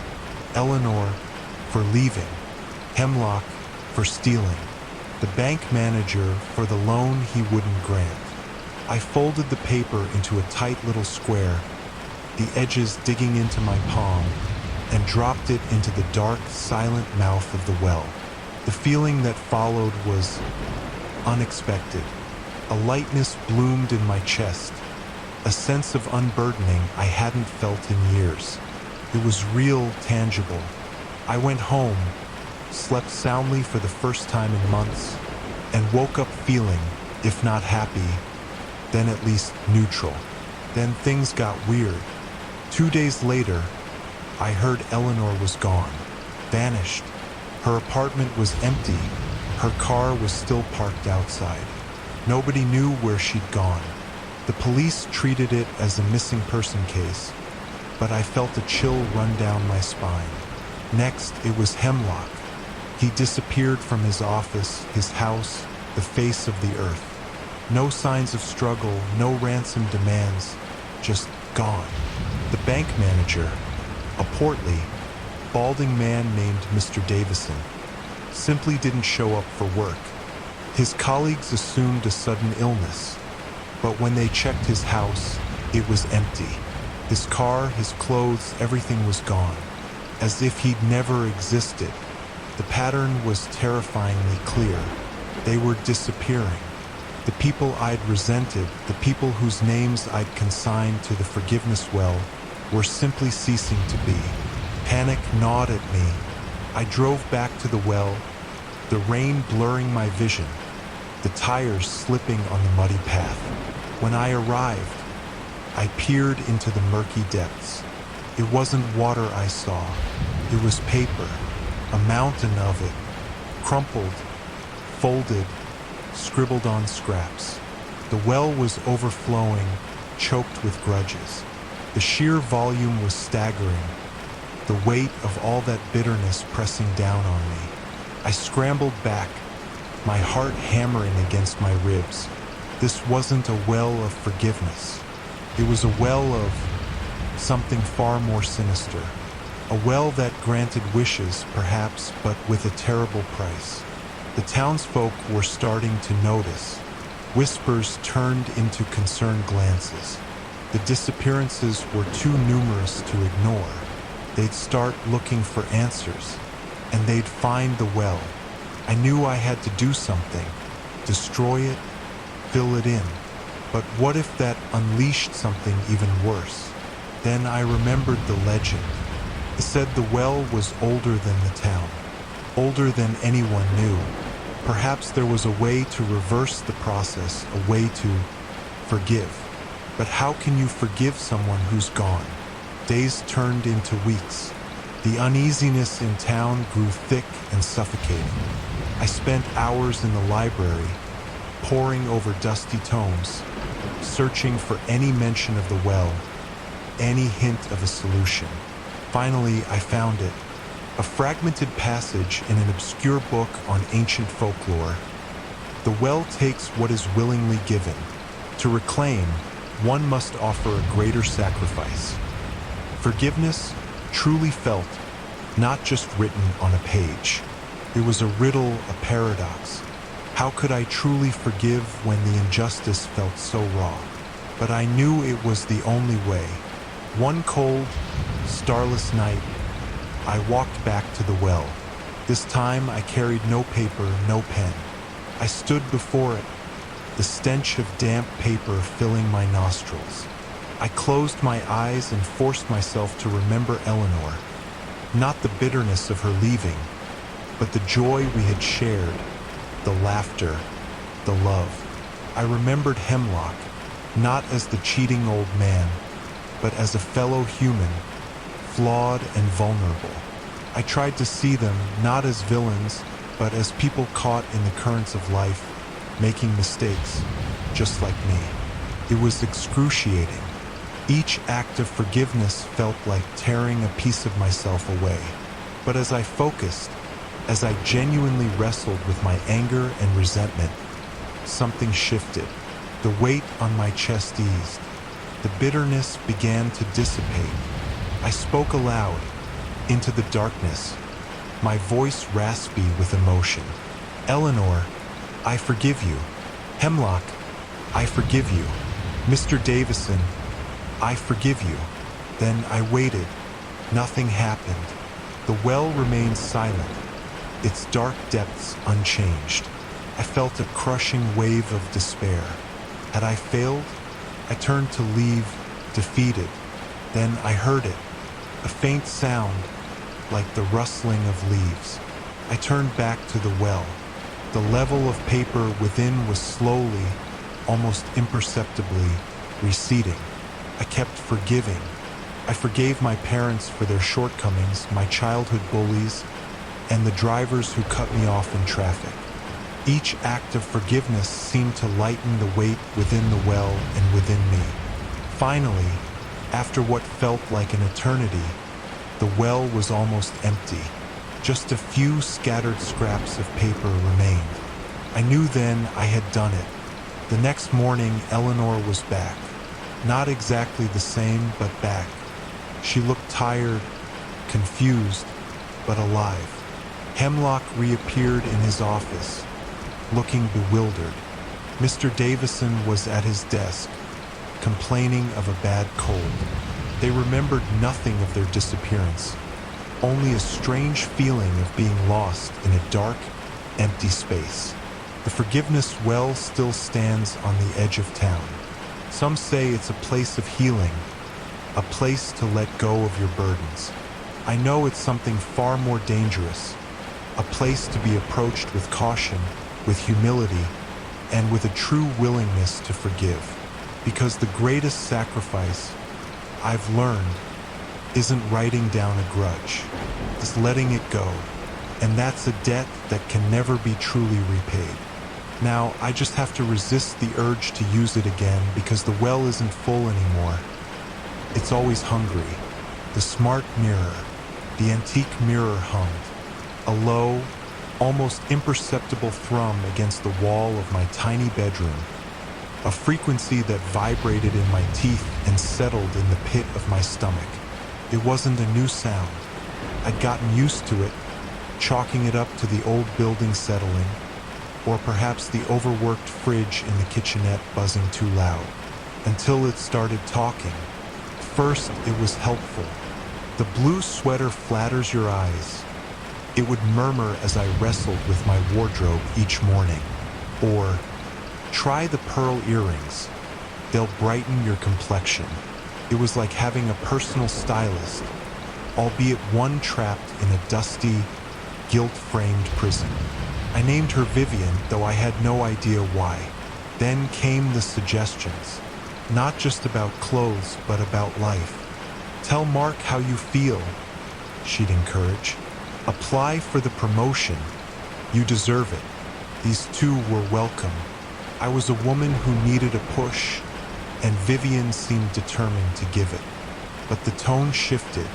The whispers, once supportive, became sharper, darker. Last night was the worst. I stood before Vivian, bleary-eyed, fumbling with a button on my faded floral dress. I was meeting Mark, and I wanted to look good. The mirror rippled, the glass shimmering with an unsettling crimson hue. It whispered, "Wear the red dress. Burn the church." The words were a cold blast against my skin. I recoiled, my hand flying to my mouth. "What?" I stammered, my voice barely a breath. The mirror remained impassive, the red hue fading. "The red dress," it repeated, its voice now a smooth, chilling baritone. "It suits you." I shook my head, a frantic denial bubbling in my throat. "No, I'm not wearing the red dress," I managed to choke out. I went to bed, the insidious suggestion echoing in my ears. Couldn't shake it. The image of the red dress, vibrant and alluring, kept flashing behind my eyelids. And then the other part, the burning church, the sheer madness of it. I woke with a gasp, heart hammering against my ribs. The air in my room was thick with the metallic tang of fear. My hand was clenched around something warm and rough. Matches, a half-empty box of matches, nestled in my sweaty palm. My fingers were singed, the scent of sulfur clinging to me like a shroud. I stared at them, my mind a swirling vortex of confusion and terror. I didn't own matches. I didn't use matches. Vivian remained silent, her glass surface reflecting my horrified face. I scrambled out of bed, stumbling towards the mirror. I had to destroy it. I had to silence the whispers before they consumed me. But as I reached for it, I saw something new in the reflection. Not just my own fear-stricken features, but something behind me. A flicker of movement, a shadowy figure lurking in the corner. Except there was no one there. The figure was only visible in the mirror. A distorted, malevolent presence that pulsed with a dark energy. It was reaching out, its spectral fingers brushing against my back. Suddenly, I understood. It wasn't just the mirror. It was something within the mirror. Something that preyed on my insecurities, amplified my desires, and now was trying to control me. The red dress, the burning church, they weren't just idle suggestions. They were commands. I stumbled backward, knocking over a stack of books. The sound seemed to jolt the reflection. The shadow recoiled, disappearing into the depths of the glass. Vivian hummed, louder now, a frantic, desperate sound. "You can't stop me?" the mirror whispered, its voice cracking with an unnatural strain. "I'm already inside you." I fled the room, slamming the door behind me. I had to get away. I had to find someone who could help me, someone who would believe me. But who would believe that my mirror was trying to make me a criminal? As I ran, I could still feel the hum vibrating in my bones, the whisper echoing in my mind. Wear the red dress. The fight for my own sanity had begun, and I feared with a bone-chilling certainty that Vivian was already winning. The fractured stars. The old brass telescope, affectionately nicknamed Old Bess, shivered in the night air, mirroring the tremor in my own hands. Last week, the sky had subtly, irrevocably changed. Orion's belt had tilted, Cassiopeia drooped like a wilting flower, and the Big Dipper seemed to weep cosmic tears. Experts called it a stellar realignment, a rare but documented celestial phenomenon. I called it terrifying, because through Old Bess, I saw more than just rearranged dots of light. I saw a face. It wasn't a clear, defined portrait, no. More like an inkblot test rendered in starlight. A collection of newly formed constellations, twisting and contorting into a silent, screaming visage. A gaping maw of darkness surrounded by pinpricks of agony, endlessly etched across the canvas of the cosmos. For a week, I documented it, sketched it, and tried to rationalize it. Dismissed it as exhaustion, fatigue, a simple quirk of light and shadow. But the dread that coiled in my stomach, cold and heavy, wouldn't be silenced. Tonight, the air crackled with an unearthly energy. The wind, usually a gentle whisper through the pines surrounding my observatory, howled like a banshee. Even Old Bess seemed to vibrate with suppressed fear. I gripped the eyepiece, my knuckles white. There it was, the screaming face, luminous and terrible. Tonight it seemed sharper, more defined. The darkness of its mouth deeper, the agony in its starlit eyes more profound. Then it happened. One of the stars forming the left eye, a pinpoint of white fire wavered, flickered, dimmed, and then impossibly blinked. My breath caught in my throat. The blood drained from my face, leaving me clammy and cold. I stumbled back from the telescope, nearly tripping over the stool. "No," I whispered, the word barely audible above the wind's lament. "That's impossible." But I knew with a certainty that chilled me to the bone that it wasn't. I looked back at old Bess, a silent, accusing witness to the impossible. Panic clawed at my throat. What did it mean? Was the universe itself screaming? Was someone, something, trapped within the stars, trying to communicate? Or was I finally, irrevocably, losing my mind? I forced myself to breathe, to think, to record. That's what I did.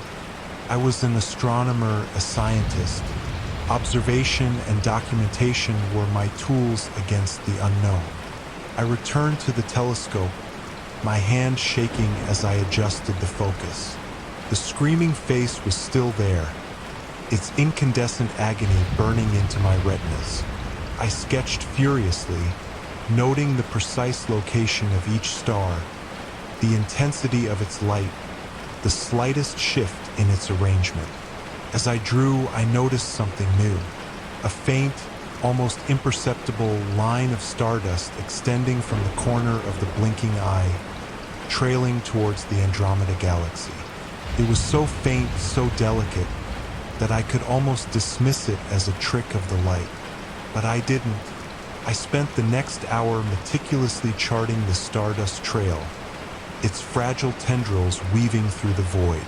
It was a message, I was sure of it, a coded plea written in the language of the stars.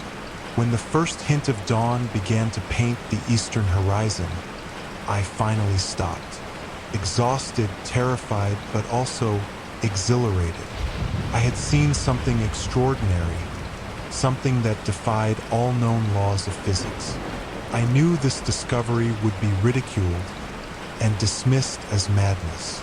But I also knew, deep in my heart, that I couldn't ignore it. The screaming face, the blinking eye, the trail of stardust, they were calling for help. My next step was clear. I needed to decipher the message. I needed to find out who or what was trapped within the fractured stars. And I needed to find a way to answer their call. The sky was no longer a comforting, predictable landscape. It was a prison, a battlefield, a plea for rescue. And I, armed with nothing but an old telescope and a burning curiosity, was about to embark on the most important mission of my life. The mission to save a scream lost in the vast, silent expanse of the universe. The static man. The last flicker of the monitor died, plunging my office into the inky embrace of night. I sighed, rubbing my bleary eyes. Another late night wrestling with code. Another victory against a bug that felt determined to sabotage my project. I reached for the light switch, but before I could flick it, something caught my eye. There, in the corner of the room, where the shadows pooled deepest, stood a figure. It wasn't a shadow, though. It shimmered and pulsed, a chaotic tapestry of gray and white noise. It was the Static Man. He'd been appearing for weeks now, ever since I started dedicating myself to this project. At first, he was a distant distortion, a mere suggestion of a form at the edge of my vision. I dismissed him as exhaustion, tricks of the light, anything but what he so obviously was, a man made of TV static. But he was getting closer. Each time I shut off a screen, my laptop, my phone, even the old TV in the living room, he'd be there, a little more defined, a little closer. Tonight, he was almost human-shaped. A distorted head, an indistinct torso, limbs that flickered in and out of existence. He didn't move, didn't speak. He just existed a silent testament to the digital world I was becoming increasingly obsessed with. I swallowed hard, my heart hammering against my ribs. I forced myself to breathe, to remember the logic I relied on in my coding. There had to be a rational explanation. Sleep deprivation? Some rare form of optical hallucination triggered by prolonged screen exposure? I grabbed my phone, its screen thankfully off. As I fumbled for the flashlight app, the static man rippled, his form momentarily intensifying. A low, almost imperceptible hum emanated from him, a buzzing that resonated deep within my bones. I switched on the light and he vanished. The rational part of my brain reasserted itself, whispering about stress and overwork. But the fear, a cold, creeping tendril, refused to loosen its grip. The next day, I tried to ignore him. I worked with the lights on, taking more breaks and forcing myself to eat proper meals.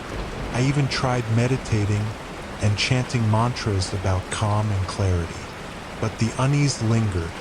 That night, I decided to watch a movie. Maybe a distraction would help. I curled up on the couch, the familiar glow of the TV washing over me. When the credits rolled, I debated leaving the TV on, but the guilt gnawed at me. The electric bill, the waste. I clicked the power button. The screen went black, and there he was. He stood in the doorway to the living room, a mere 10 feet away. He was clearer now, the static more defined. I could almost make out features on his face. A flicker of a nose, the suggestion of eyes that burned with a cold digital light. And the hum, it was louder now, a droning, rhythmic pulse that seemed to vibrate the very air around him. I scrambled to my feet, backing away. What do you want? I stammered, my voice a pathetic squeak. He didn't respond. He just stood there, the static swirling around him, the hum growing louder, closer. I slept with the lights on. The next few days were a blur of exhaustion and paranoia. I tried avoiding screens altogether, but my work demanded it. I started seeing him in my peripheral vision, fleeting glimpses of static even when the screens were on. It was like he was breaking through, leaking into reality. Then came the night I woke up to the hum. The house was dark, eerily silent except for that incessant, droning buzz. It filled my head, amplified in the stillness. I sat up in bed, heart pounding, and saw him. He stood at the foot of my bed. He was almost solid now, the static barely flickering. I could see his features clearly, gaunt cheeks, a hollow jaw, eyes that burned with a cold, implacable light. He looked exhausted, like a battery on its last legs. He was humming, not a tune, but a steady, unwavering drone that seemed to tap directly into my brain. Terror seized me. Couldn't breathe, couldn't speak. I could only stare at him, frozen in place. Then he reached out a hand, made of static, cold, crackling static. I closed my eyes and screamed. When I opened them, he was gone. The hum was fading, replaced by the frantic pounding of my own heart. I didn't sleep that night. I sat huddled in the corner of my room, every shadow a potential doorway for the static man. The next morning, I made a decision. I couldn't run from him. I had to understand him to figure out what he wanted. Maybe then I could make him go away. I started researching parasitic entities, screen addiction, the psychology of fear. I learned about pareidolia, the human tendency to see patterns and faces in random stimuli. But none of it felt right. This wasn't just a trick of the mind. This was something more. Then I remembered something a professor had said in college. a comment about the increasing reliance on technology and its potential impact on the collective unconscious. What if the static man wasn't just a hallucination? What if he was a manifestation of something larger, a byproduct of our increasingly digital lives? A warning, perhaps? That night, I turned off all the screens. The TV, the laptop, the phone. I sat in the darkness, waiting. He appeared almost instantly. He stood in the middle of the room, clearer than ever before. The hum was a deafening roar, but this time I didn't scream. I didn't run. I stood my ground. "What do you want?" I asked, my voice trembling but firm. "Why are you here?" He didn't answer, but I saw something in his eyes, a flicker of sadness, loneliness. I took a step closer. Are you trying to tell me something?" He tilted his head, the static swirling around him, and suddenly I understood. He wasn't a monster. He wasn't a threat. He was a ghost of the digital world, a fragment of neglected code, a forgotten pixel brought to life by my obsession. He was a reminder of the balance I had lost. "I understand," I said, my voice thick with emotion. "I've been neglecting the real world. I've been spending too much time in the digital space." He seemed to relax, his form softening slightly. The hum lessened, becoming a gentle whir. "I'll change," I promised. "I'll find a balance. I'll disconnect sometimes. I'll appreciate the real world, the people around me." And then, slowly, he began to fade. The static dissipated, and the hum died away. He was gone. I haven't seen him since. I still use screens, of course. The world demands it, but I'm more careful now. I take breaks, I spend time with my friends, and I go for walks in the park. I try to remember that there's more to life than the pixels on a screen. And sometimes, when I turn off a screen, I catch a fleeting glimpse of static in the corner of my eye. But it's not frightening anymore. It's just a reminder to stay grounded, to stay connected, to remember the world beyond the screen. A reminder of the static man and the lesson he taught me. The Regret Hotel. The brochure was unassuming. A simple, cream-colored card with the words, "The Regret Hotel, face your past. Find your future," embossed in silver lettering. Elias had found it tucked beneath a stray fortune cookie wrapper in his glove compartment. A relic from a takeout order he couldn't even remember. He'd scoffed, tossed it onto the passenger seat, and nearly forgotten it.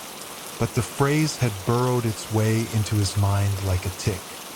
He was wallowing, drowning in the what-ifs and could-haves. His wife, Sarah, was gone. A gaping hole in his life that he filled with work and whiskey. He knew he needed something, anything, to break the cycle. And so, against his better judgment, he found himself driving a rain-slicked highway towards an address that seemed to lead to nowhere. The hotel loomed out of the fog, a Gothic monolith of dark stone and shadowed archways. The only light emanated from a flickering gas lamp beside the heavy oak doors. A shiver ran down Elias's spine. He parked, grabbed his worn leather duffel bag, and stepped into the oppressive silence. The lobby was deserted, save for a single figure behind the ornate, mahogany front desk. An old woman, her face a roadmap of wrinkles and her eyes the color of faded amethyst, looked up with a knowing smile. "Elias Thorne?" she rasped, her voice like dry leaves skittering across the pavement. He nodded, speechless. How could she? "We've been expecting you. Room 307. Everything you need is within." She slid a tarnished brass key across the counter. "Checkout is optional." "Optional?" Elias asked, a knot forming in his stomach. The old woman just smiled, a thin, unsettling line. Good luck. He found room 307 on the third floor, the air growing heavier with each step. The hallway was dimly lit, the carpet a faded crimson that seemed to absorb the light. He slid the key into the lock and pushed the door open. That's when he realized something was terribly wrong. The room was sparsely furnished. A worn armchair, a small, dusty table, and a single, twin-sized bed draped in a threadbare quilt. But the door was gone. Where a solid, wooden barrier should have been, there was simply an archway leading into the hallway. He stood there, frozen, the key clattering to the floor. A wave of nausea washed over him. He took a tentative step into the room, his senses on high alert. And then he heard it, a whisper, soft as a sigh, barely audible above the creaking of the old building. "You should have told her." Elias recoiled, his heart hammering against his ribs. He turned towards the voice, searching for the source. It came again, clearer this time, echoing off the walls. "You should have told her you loved her, before she left." His breath caught in his throat. Sarah, his Sarah, the regret that gnawed at him every waking moment. He'd been too afraid, too stoic to say the words she craved. He'd held back, fearing vulnerability, and now she was gone, taking those unspoken words with her. The room began to shift, the walls blurring, the furniture dissolving into hazy figures.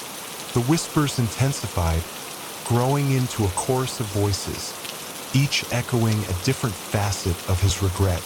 "You should have gone to the doctor sooner. You should have visited your mother. You should have quit that damn job."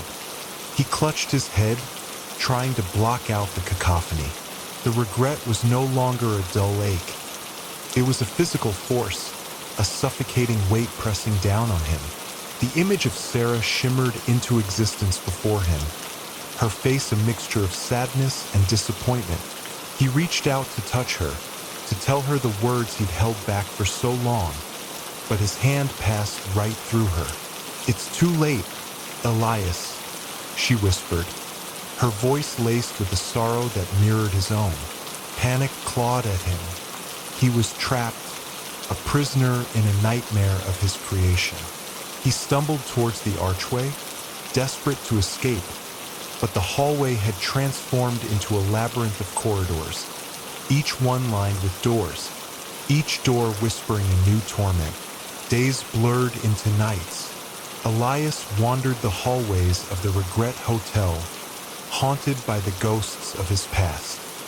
He aged years in a matter of hours, his hair turning gray, his face etched with lines of despair.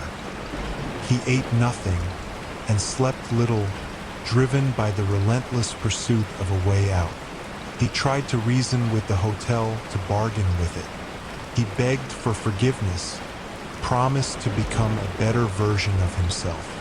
But the only response he received was the constant, agonizing echo of his failures. Then, one morning, he awoke in his room, the whispers fainter, the room less oppressive. He looked around, noticing a subtle change. The dust seemed less thick, the light a little brighter. He walked towards the archway and saw, for the first time, a sliver of hope. The hallway was still a labyrinth, but one path seemed clearer than the others. He followed it, driven by a flickering ember of hope. He passed doors that no longer screamed at him, doors that offered glimpses of moments he could have changed but couldn't now. Finally, he reached a door unlike the others. It was made of polished oak, and instead of whispering, it stood silent. He hesitated, his hand trembling as he reached for the handle. He opened the door and stepped into a different room. It was smaller, simpler, but filled with a warm, gentle light. On the table sat a pen and a piece of paper. He picked up the pen, his hand still shaking, and he began to write. He wrote to Sarah, finally telling her everything he'd been too afraid to say. He wrote to his mother, apologizing for his neglect. He wrote to himself, promising to learn from his mistakes and to live his remaining days with courage and purpose. As he wrote, the weight of regret began to lift. It didn't disappear entirely, but it became bearable, a reminder of the lessons he had learned. When he finished writing, he folded the letter and placed it on the table. He turned and walked towards the door on the opposite wall. This time there was a handle. This time he knew what he was doing. He opened the door and stepped out. He was back in the lobby, the old woman behind the desk looking up with a knowing smile. "Checking out?" she asked, her voice softer now. Elias nodded, a single tear tracing a path down his weathered cheek. "Yes, I'm checking out." He walked out of the Regret Hotel, the fog having lifted, the sun breaking through the clouds. He carried the weight of his past, but it no longer defined him. He had faced his regret, and in doing so, he had found a way to finally live. He knew the road ahead wouldn't be easy, but he was ready. He was ready to learn, to grow, and to make the most of the time he had left. He was ready to live, not in the shadow of his regrets, but in the light of his future. The uninvited God started as a joke, a wry comment about the absurdity of modern life. "Maybe we should all start worshiping some forgotten God," I said to Sarah over dinner one night. "Someone completely irrelevant, just to see what happens." She'd laughed, and we'd spent the next hour brainstorming candidates: forgotten forest spirits, patron deities of lost crafts, minor gods of uncomfortable weather.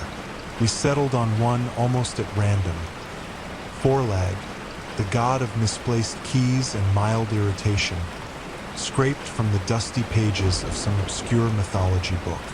The name just felt right, perfectly encapsulating the low-level anxieties that gnawed at the edges of our otherwise comfortable lives. "Imagine the prayers," I chuckled. "Oh, Forlag, spare me the agony of phantom limb phone vibrations. Grant me safe passage through the self-checkout aisle."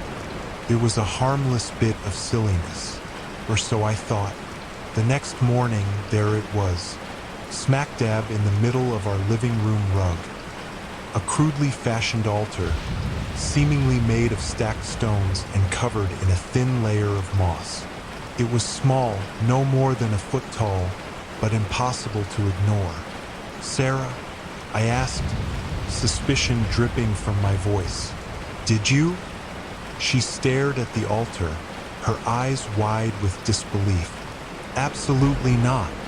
I thought you were pranking me."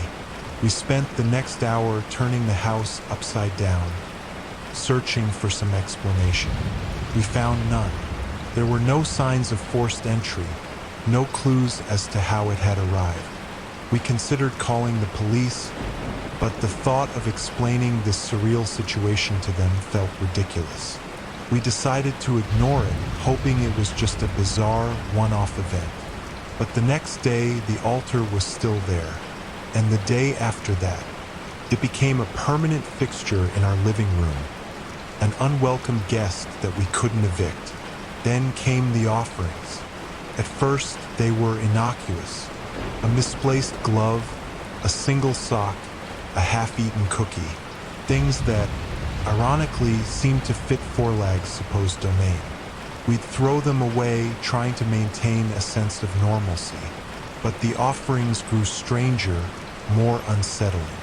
A dead houseplant, a broken picture frame, a rubber ducky with its eyes gouged out. The offerings rotted quickly. The smell was sickening, a sweet, cloying stench that permeated the entire house. We tried everything to get rid of it: air fresheners, open windows, industrial strength cleaners. Nothing worked. One morning, I found Sarah staring at the altar, her face pale. "It wants something different," she whispered, her voice trembling. "What do you mean?" I asked, fear coiling in my stomach. "The rotting. It stops when there's something red." I didn't understand at first. Then I saw it. A tiny smear of crimson on one of the altar stones. A drop of blood. Sarah had accidentally cut herself while preparing dinner the night before. She'd barely noticed, dismissed it as a minor nick. But Forlag had noticed. The realization hit me like a physical blow. This wasn't a joke anymore.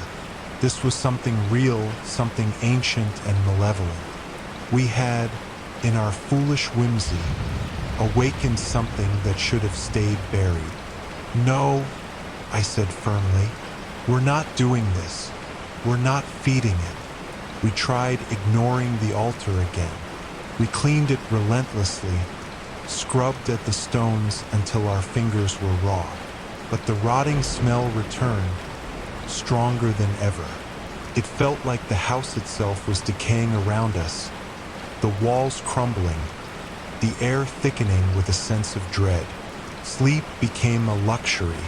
We were haunted by nightmares, visions of grotesque figures looming in the shadows, whispering unintelligible words. We argued constantly, our relationship fraying under the weight of this invisible presence. One evening, I found Sarah in the kitchen, staring blankly at a kitchen knife. "Sarah, what are you doing?" I asked, my voice shaking. She looked at me, her eyes empty. "It wants it," she said simply. "It needs it." I wrestled the knife from her hand. "No, we're not sacrificing anything to this thing. What choice do we have?" She screamed, tears streaming down her face. "It's going to destroy us, everything we have." I knew she was right.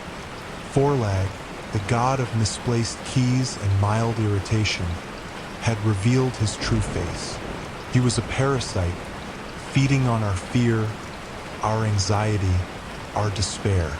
And he wouldn't stop until he had consumed us completely. I looked at the altar, at the rough-hewn stones stained with the remnants of forgotten offerings. I knew what I had to do. The next morning, I woke up before dawn. I went to the shed and retrieved a sledgehammer. I walked into the living room and, with a roar of defiance, smashed the altar to pieces. The act felt strangely cathartic, like breaking free from a suffocating hold. But the rotting smell remained, lingering in the air like a phantom limb. I don't know what will happen next. Maybe Forlag will return, stronger than before. Maybe he'll simply fade away, leaving us to pick up the pieces of our shattered lives. All I know is that I'll never joke about worshiping forgotten gods again. Some doors are better left unopened. Some things are better left undisturbed. And some gods are best left forgotten. Because sometimes the gods you invite are the ones that haunt you the most. The birthday curse. My family is peculiar. You could say eccentric, maybe even a little touched. But they're my peculiar, and I love them fiercely, even when they insist on celebrating my birthday a day early. "For good luck, darling," my mother would chirp every year, batting her eyelashes with the force of a hummingbird's wings. Wouldn't want to tempt fate, would we? Fate, in this instance, was the birthday curse, a tradition passed down through generations of women on my mother's side. Apparently, great-great-Aunt Mildred, a woman known for her sharp tongue and even sharper temper, had choked on a fish bone on her 40th birthday. Her last words, a garbled mess of phlegm and resentment, were interpreted as a curse on all future female descendants born on the 17th of July. Logically, I know it's ridiculous. A fish bone, a disgruntled ancestor, and suddenly my life's timeline is dictated by superstition? Still, tradition is a powerful thing, especially when it's interwoven with the fabric of family. So, every year on July 16th, I'd endure the forced cheer, the off-key singing, and the slightly stale cake, all to appease the phantom of great-great-aunt Mildred. Today is July 17th, my actual birthday, the day I've spent 39 years actively ignoring. This year, however, I've decided to buck tradition. Call it a midlife crisis, a sudden surge of rebellion, or simply a yearning to taste my own birthday cake on my actual birthday. Whatever the reason, here I am, alone in my living room, a single store-bought chocolate cake sitting before me, adorned with 40 flickering candles.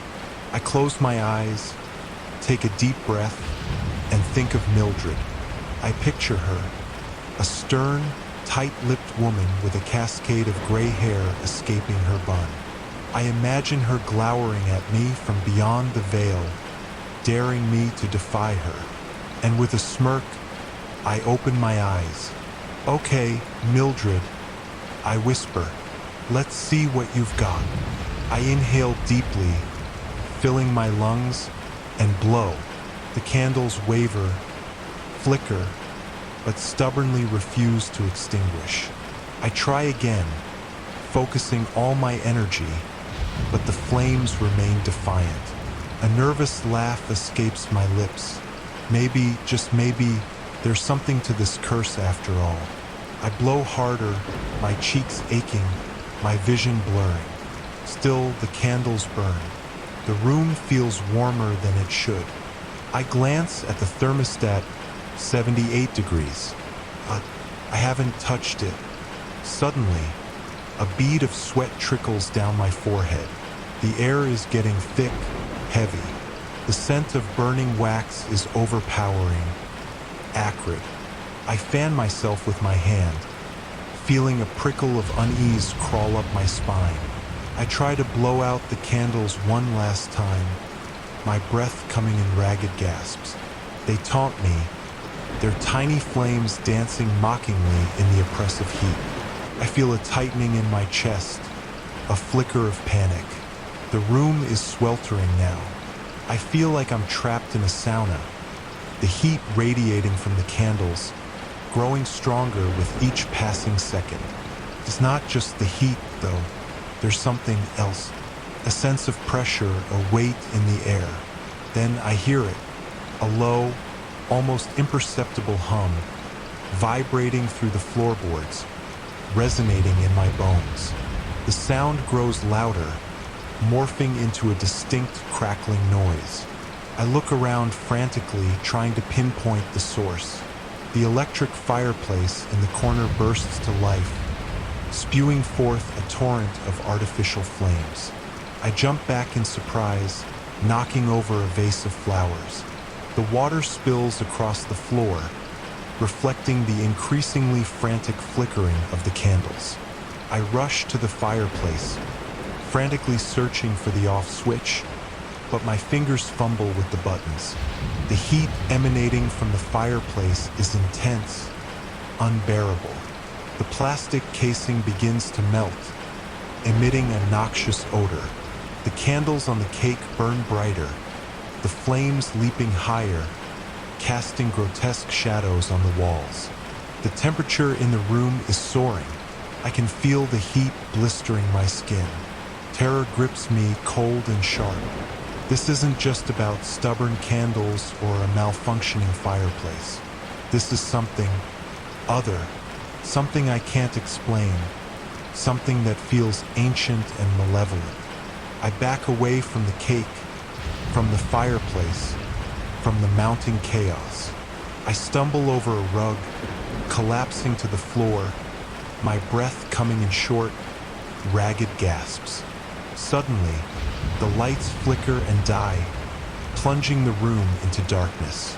The only illumination comes from the infernal glow of the candles and the electric fireplace, painting the room in a terrifying, flickering light.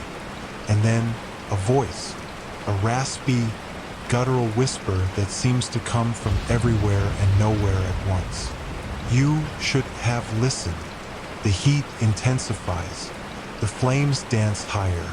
I close my eyes, bracing for the inevitable. But then, just as suddenly as it began, it stops. The heat dissipates. The flames die down.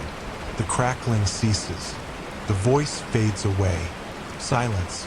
I open my eyes, slowly, cautiously. The room is still dark, but the oppressive heat is gone. The fireplace is silent. The candles flicker weakly, almost extinguished. I sit up, trembling, my body slick with sweat. I look around, trying to make sense of what just happened. Was it real? Or was it just a hallucination, a product of stress and superstition? I reach out a shaky hand, and with a final, feeble puff, the last candle sputters out. I'm alone in the darkness, the silence broken only by the sound of my own ragged breathing. I don't know what just happened, but one thing is certain.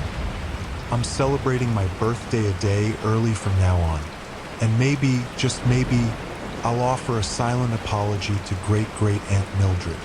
After all, some traditions are worth preserving, even if they seem a little peculiar.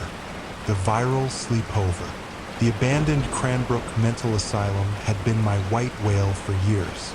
Local legends whispered of cruel treatment, desperate screams echoing in the empty halls, and lingering things. Jake Nightcrawler Riley, paranormal vlogger extraordinaire, craved the content, and my dwindling subscriber count craved engagement. So I pitched it. Nightcrawler's Asylum Sleepover. You control my fate. The concept was simple. I'd live stream a night inside Cranbrook. Viewers would donate to unlock numbered doors, leading to different areas of the asylum. Higher donations meant access to supposedly hotter zones. It was ghoulish, exploitative, and brilliant. The response was explosive. From the moment I set up my cameras in the crumbling reception area, the chat went wild. Donations flooded in. My heart pounded partly from adrenaline and partly from the sheer volume of digital cash I was racking up. All right, chat. Let's start with door number 1, I announced, pointing to a rusted metal door at the end of the hallway. Enough donations had already rolled in to unlock it. I swallowed my nerves, fumbled with the padlock chain, and finally, with a groan of protesting metal, swung the door open. It led to the cafeteria. Empty, desolate, tables overturned. But the chat went nuts. They wanted me to eat something.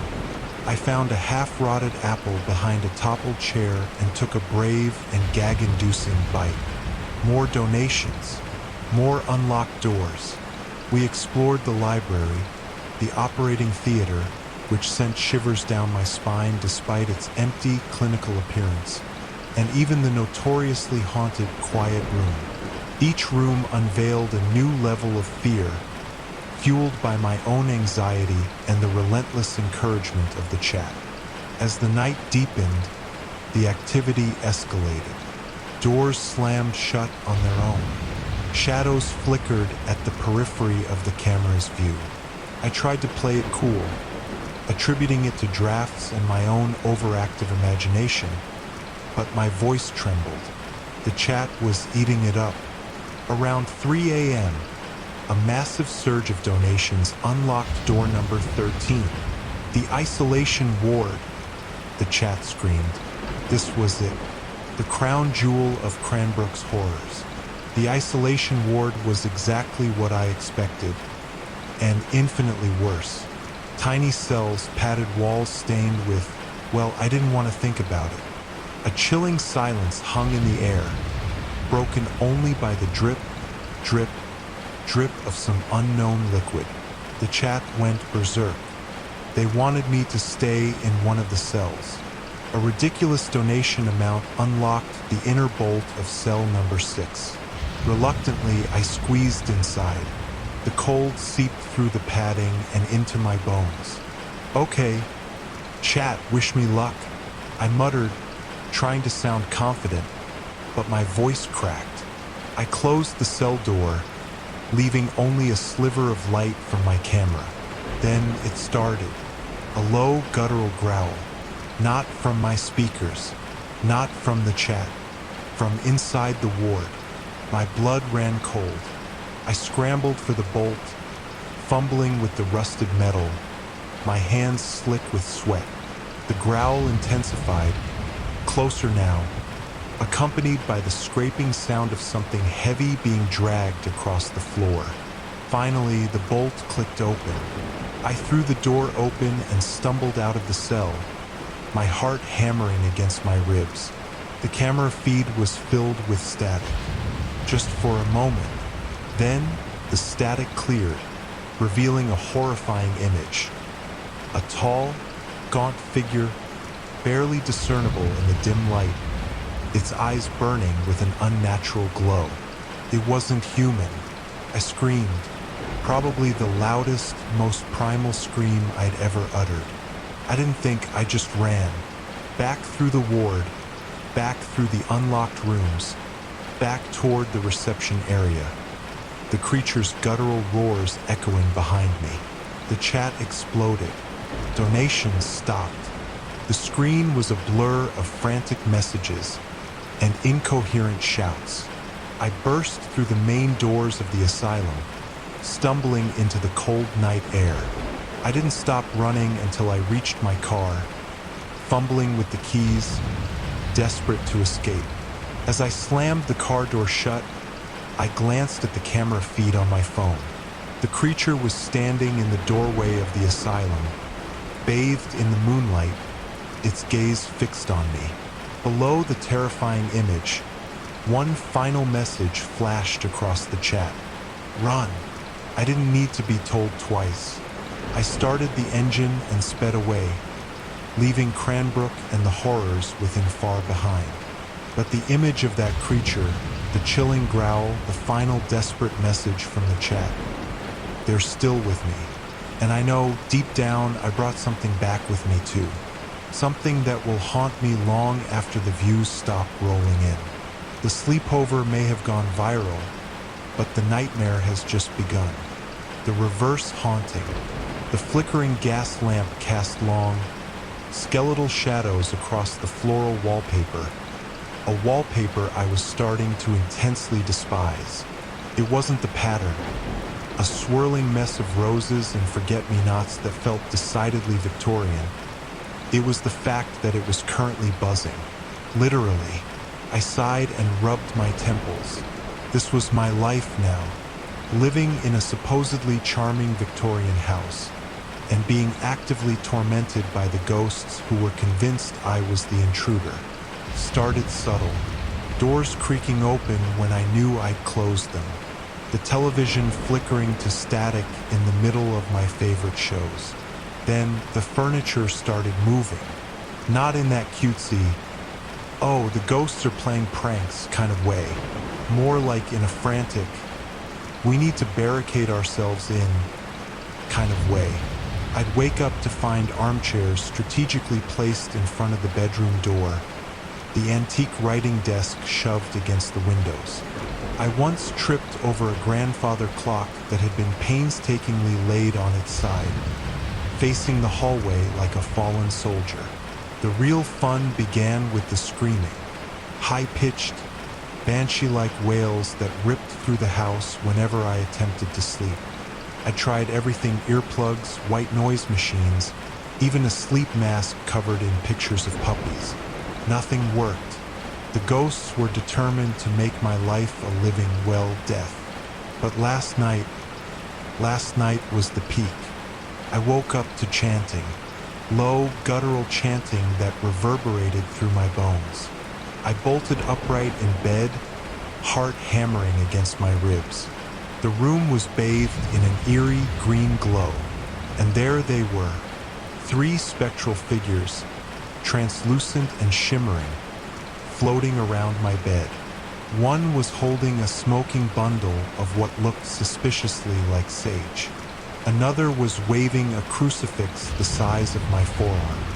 The third, and judging by the intensity in his eyes, the leader was reciting a prayer in a language I didn't recognize, but I was fairly certain wasn't Latin. "In the name of all that is holy, we beseech thee," the leader boomed, his voice echoing in the small bedroom. "Depart from this house, foul demon. Return to the abyss from whence you came." I stared at them, speechless. They were performing an exorcism on me. I managed to squeak out, my voice cracking with sleep deprivation and sheer disbelief. "Guys, what are you doing?" The chanting stopped abruptly. The sage wafted its pungent smoke in my direction, making me cough. The leader squinted at me through the eerie green glow. "Who are you, creature?" he demanded, his spectral face contorted in a grimace. "Are you not the entity that has plagued this home for the past month? The flat screen watching, microwave using abomination? I bought the house," I stammered, feeling utterly ridiculous. "I'm the new owner. I'm like paying the mortgage and stuff." Silence descended upon the room, thick and heavy. The sage smoke swirled around the crucifix, giving it an unsettling, ethereal glow. The leader exchanged a nervous glance with his spectral companions. "You bought it?" he repeated, his voice a thin, hesitant whisper. "Yeah," I said, gesturing vaguely around the room. "From, Midtown Real Estate? They didn't mention anything about being haunted, or about you guys thinking I was an evil spirit." The sage wielder dropped his bundle with a faint thump. The crucifix bearer looked like he was about to faint. Again, being a ghost, I wasn't sure how that worked. The leader, however, just stared at me, a look of utter bewilderment on his face. "Well," he finally said, clearing his throat, "this is awkward." Awkward was an understatement. I spent the next hour, bleary-eyed and still wearing my puppy-themed sleep mask, explaining the concept of real estate and the modern world in general to 3 Victorian ghosts. Apparently, no one had bothered to update them on the goings-on of the living. The leader, who introduced himself as Bartholomew, was the most receptive. He seemed genuinely mortified by the exorcism attempt and promised to consult with the others about their living arrangements. The sage wielder, Beatrice, remained suspicious, muttering something about the dangers of electric light. The crucifix bearer, Clarence, just kept staring at my microwave with a mixture of fear and fascination. As the sun began to rise, painting the sky in hues of pink and orange, Bartholomew turned to me, his spectral form flickering in the growing light. "We apologize for the disturbance," he said, his voice tinged with genuine regret.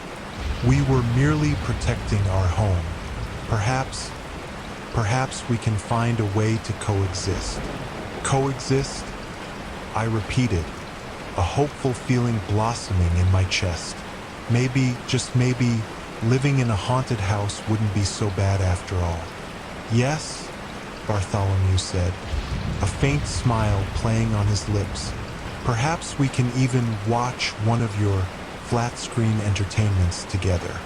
I've always been curious about these reality shows, and that was how I ended up in a shared living room, watching The Real Housewives of Atlanta with 3 Victorian ghosts.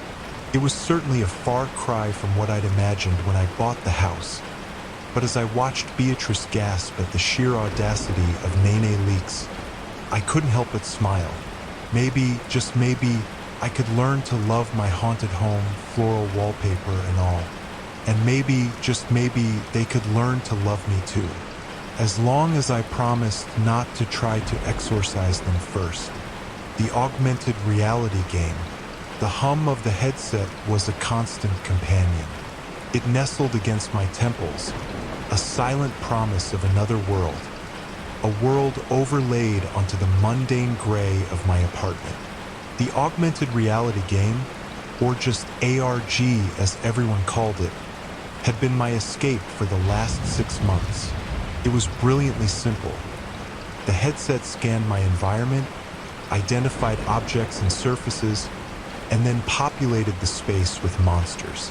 But here's the clever bit. The monsters only appeared if I could actually see them. Break line of sight and they vanished. It had started as a fun way to kill time. Grotesque goblins lurking behind the sofa. Scaly drakes perched on the bookshelf. Mischievous imps dangling from the ceiling fan. Each victory, each monster vanquished with a flick of my wrist and a chanted command, earned me points and unlocked new, more challenging creatures. But lately, things had changed. The monsters were getting smarter. They were learning my tactics, anticipating my moves. They were no longer mindless fodder. They were thinking. Take, for instance, the Gorgonite. I've been battling one in my living room for the past week. A hulking, obsidian beast with glowing red eyes and razor-sharp claws.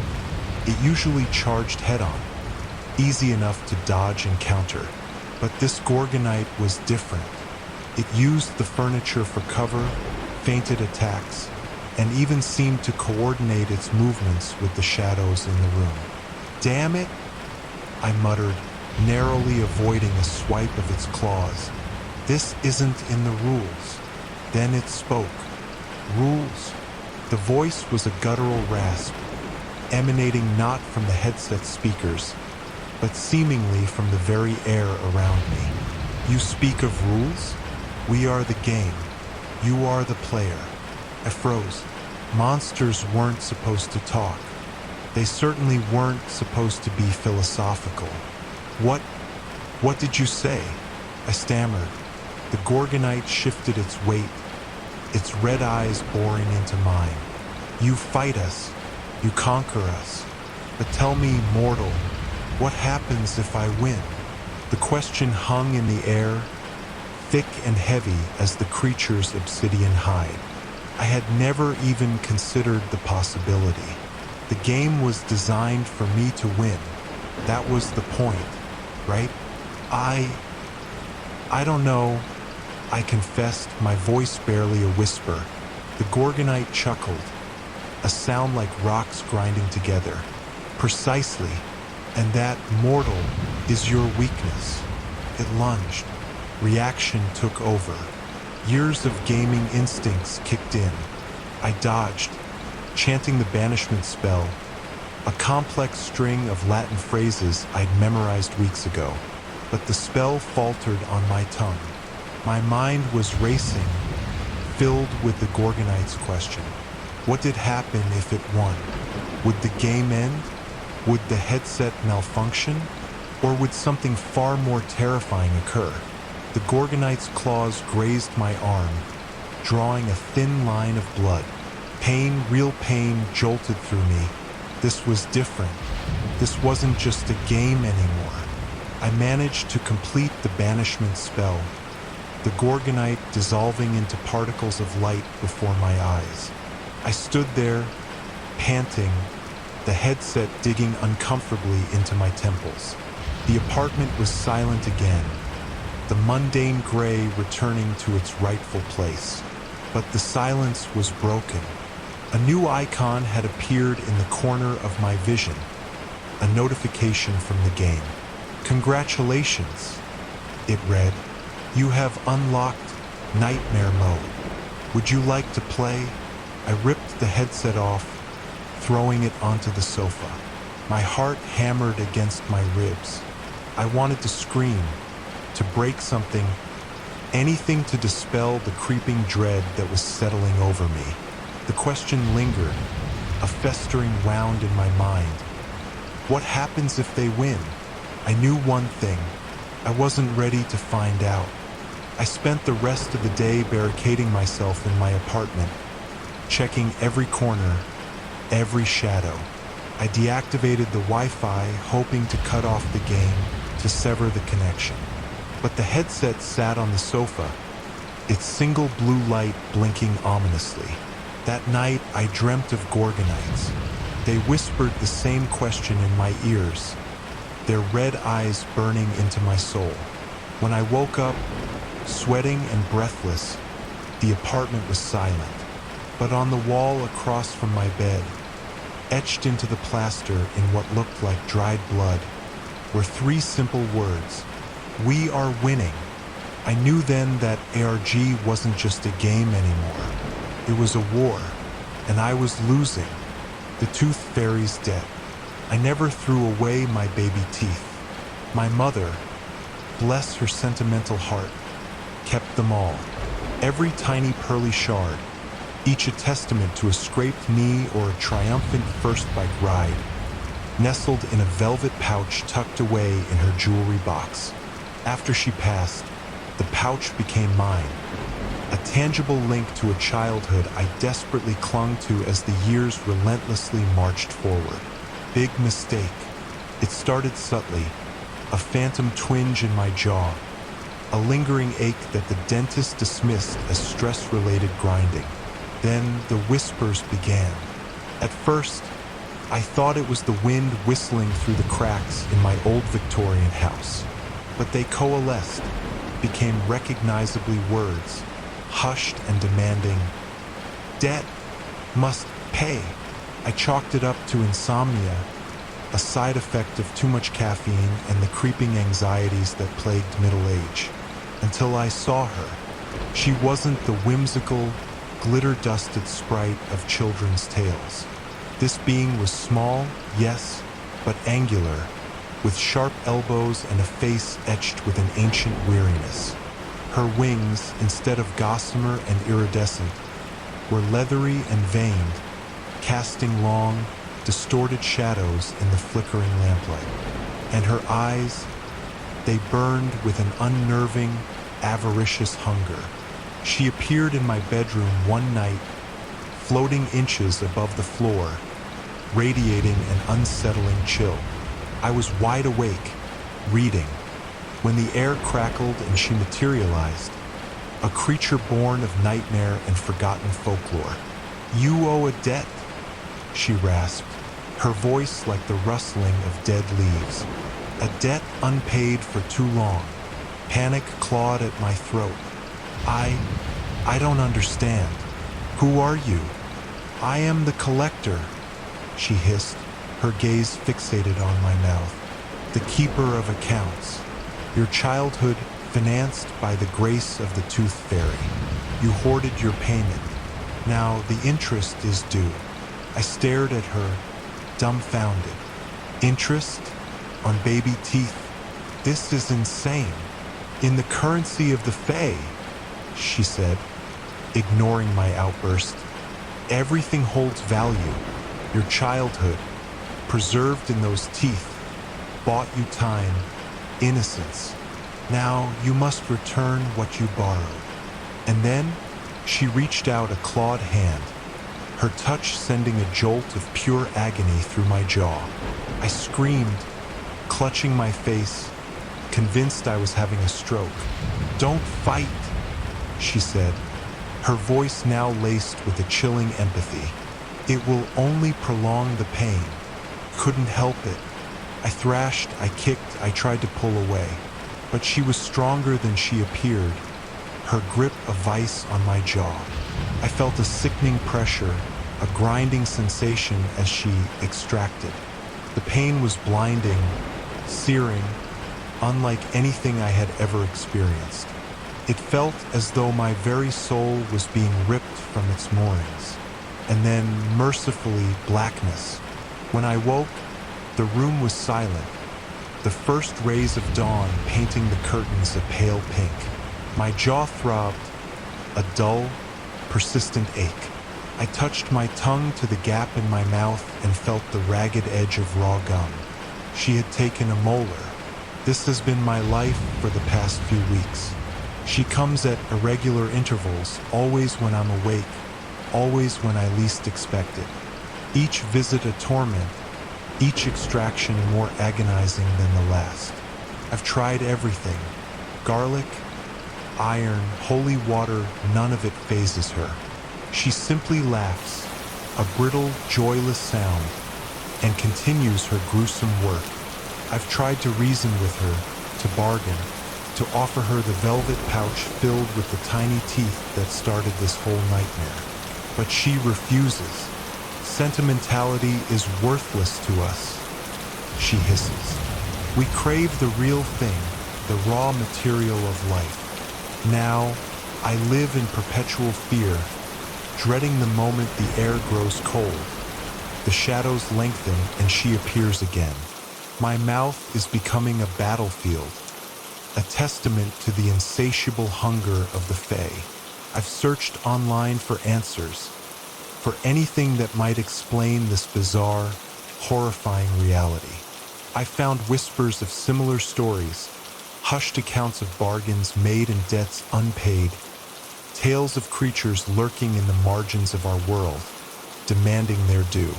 But nothing concrete, nothing that can help me stop her. Last night, after she took another molar this time, the pain was so intense I nearly passed out. I found myself staring at my reflection in the bathroom mirror.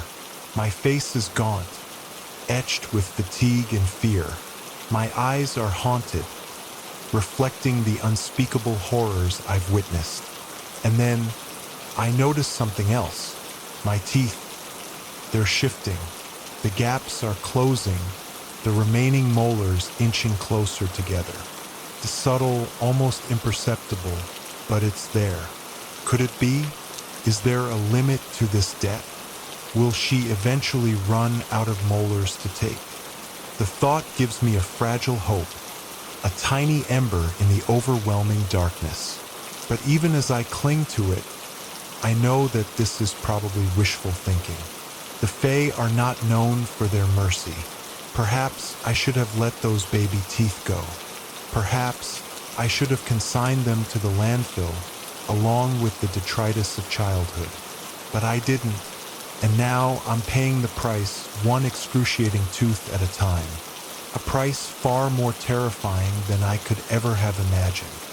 I only hope, before she takes them all, I can find a way to break free from the Tooth Fairy's debt, before there's nothing left of me to break. The unmarked grave. The air in the old cemetery was thick with the scent of damp earth and decaying leaves. I'd always found a strange solace wandering amongst the stones, tracing the faded inscriptions, imagining the lives lived and lost beneath my feet. It was a Tuesday afternoon, the sun slanting gold through the gnarled branches of ancient oaks, and I was lost in thought, head down, contemplating the ephemeral nature of existence. That's when I tripped. It wasn't a dramatic, sprawling fall, just a sudden, jarring stumble. My shin slammed against something hard and unyielding hidden beneath a thick carpet of ivy. I cursed under my breath, pushing aside the tangled vines to reveal what had tripped me. A tombstone. Unlike the others, weathered and adorned with ornate carvings, this one was stark, unadorned. A rough-hewn slab of gray granite, almost swallowed by the earth, with absolutely nothing etched upon its surface. An unmarked grave. It sent a shiver down my spine, a primal discomfort that had nothing to do with the throbbing in my leg. I righted the fallen ivy, a strange sense of unease settling in my stomach. I left the cemetery quickly, the image of that blank stone imprinted on my mind. That night, I was jolted awake by a persistent knocking. It was faint at first, barely audible above the creaks and groans of my old house, but it grew louder, more insistent, a rhythmic thump-thump-thump coming from somewhere deep within the walls. I crept through the house, armed with a flashlight and a healthy dose of skepticism. The knocking followed me, seemingly emanating from every wall at once. Finally, I traced it back to the cellar door. Hesitantly, I opened it. The air that rushed out was cold, carrying the same damp, earthy scent I'd encountered in the cemetery. Shadows danced in the beam of my flashlight. Then I saw it. A figure stood at the foot of the stairs, shrouded in darkness. It was tall, gaunt, and impossibly still. As my eyes adjusted, I could make out the skeletal features, the hollow sockets where eyes should have been, the decaying flesh clinging to bone. Corpse. My scream died in my throat. The corpse raised a bony finger and pointed. Not at me, but towards the back of the cellar, towards a pile of discarded lumber. I followed its gaze and saw a single, unused granite slab leaning against the wall. Then, in a voice that rasped like dry leaves skittering across pavement, it spoke. Name. Carve my name. Terror rooted me to the spot. I wanted to run, to scream, to deny what I was seeing, but I was paralyzed. The corpse advanced, its rotting hand outstretched towards me. I slammed the cellar door shut, the sound echoing through the house. I didn't sleep that night. Every creak, every groan of the house sounded like the corpse's relentless knocking. By dawn, I was a wreck, fueled by fear and coffee. The next night it returned. The knocking, the chilling draft, the skeletal figure in the cellar. Again, it demanded I carve its name. Again, I slammed the door and retreated upstairs. This continued for days. Each night, the corpse grew more insistent, more menacing. The knocking became louder, more violent. The figure moved closer, its rotting breath a putrid stench in the air. My sanity was fraying. I tried everything. Holy water, prayers, ignoring it. Nothing worked. The corpse was relentless, driven by an unfulfilled need, a desperate hunger for recognition. One night I had a dream. I was standing in the cemetery, the unmarked grave before me. In my hand, I held a chisel and a hammer. As I began to carve, a name emerged from the stone. A name I somehow knew, a name that resonated deep within my soul, Silas Blackwood. I woke up in a cold sweat, the name echoing in my mind. Silas Blackwood. The name felt familiar, ancient, like a half-forgotten memory. That night, the corpse didn't wait in the cellar. It was in my living room, standing between me and the door, its skeletal face inches from my own. You know, it rasped, its voice close to nothing more than a whisper. You know my name. I found myself nodding, tears streaming down my face. Silas Blackwood, I whispered. The corpse's grip on reality seemed to strengthen. Carve it, it pleaded, its voice laced with a terrible sorrow. Give me peace. The fear hadn't subsided, but it was now mixed with a strange sense of pity. I couldn't keep running. I couldn't keep ignoring the desperate plea of a lost soul. The next day, I found a stonemason who specialized in restoring old monuments. I told him I wanted a name carved on a blank granite slab. I gave him the name Silas Blackwood. He looked at me strangely, but he didn't ask questions. That night, I waited in the cemetery, the newly carved stone beside the unmarked grave. As darkness fell, a cold mist rose from the ground. Then it appeared. The corpse stood before the grave, its skeletal form bathed in moonlight. It looked down at the stone, its bony fingers tracing the newly carved letters. A moment of silence hung in the air, thick with anticipation. Then, a slow, ragged sigh escaped its lipless mouth. "Thank you," it whispered, its voice barely audible. As I watched, the corpse began to fade, its form dissolving into the mist. Finally, it was gone, leaving only the newly marked grave and the echo of its gratitude in the silent cemetery. The knocking stopped. The nightmares ceased. I still visit the grave of Silas Blackwood sometimes. I don't know who he was or why he was buried without a name for so long, but I know that I helped him find peace. And in doing so, I finally found some peace of my own. Though to this day, I always make sure to watch where I'm walking. The cursed gift. The grime under his fingernails was the same color as the pendant he pressed into my hand. A dull, antique bronze that seemed to absorb rather than reflect the weak sunlight. A gift? Friend, he'd rasped, his smile a graveyard of broken teeth. For good luck. I'd hesitated, repulsed by his smell and the desperate glint in his eyes. But something about his gaunt face, the utter lack of hope etched into every line, made me reach out and take it. $1 for a trinket, a small act of kindness in a world that felt increasingly cruel. That was yesterday. Today, my world has become a charnel house. It started with a handshake. Mr. Henderson, my boss, a man whose handshake could crush walnuts, went down like a felled oak after congratulating me on landing the Peterson account.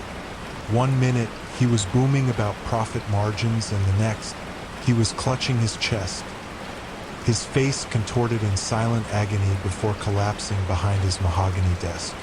The paramedics called it a massive heart attack. I called it the pendant. Panic blossomed in my chest, a cold, suffocating flower. I tried to rationalize it, to dismiss it as a horrifying coincidence. But the image of the homeless man's triumphant, unsettling grin flickered in my mind, fueling my fear. Then there was Sarah, my neighbor. She'd always fussed over my cat, Mittens, sneaking her extra treats and cooing about her adorable little paws. This morning, she'd stopped to pet Mittens while I was taking out the trash. A quick, friendly scratch behind the ears. An hour later, my wife called, sobbing. Sarah had tripped on the stairs and broken her neck. Instantly, the pendant felt heavy against my chest, a physical weight mirroring the crushing dread that consumed me. I knew with a certainty that bypassed logic and reason that it was responsible. This wasn't bad luck. It was a curse. Driven by desperation, I ripped the pendant from my neck and threw it into the churning waters of the city river. The splash was a pathetic sound, swallowed by the urban cacophony. Relief, fleeting and fragile, washed over me. I could breathe again, but the relief didn't last. Later that evening, buying groceries, an old woman fumbled with her change at the checkout. Impatience, a common affliction in the city, simmered in the line behind her. I, feeling oddly magnanimous, reached out, gently guiding her trembling hand. Here, let me help you with that.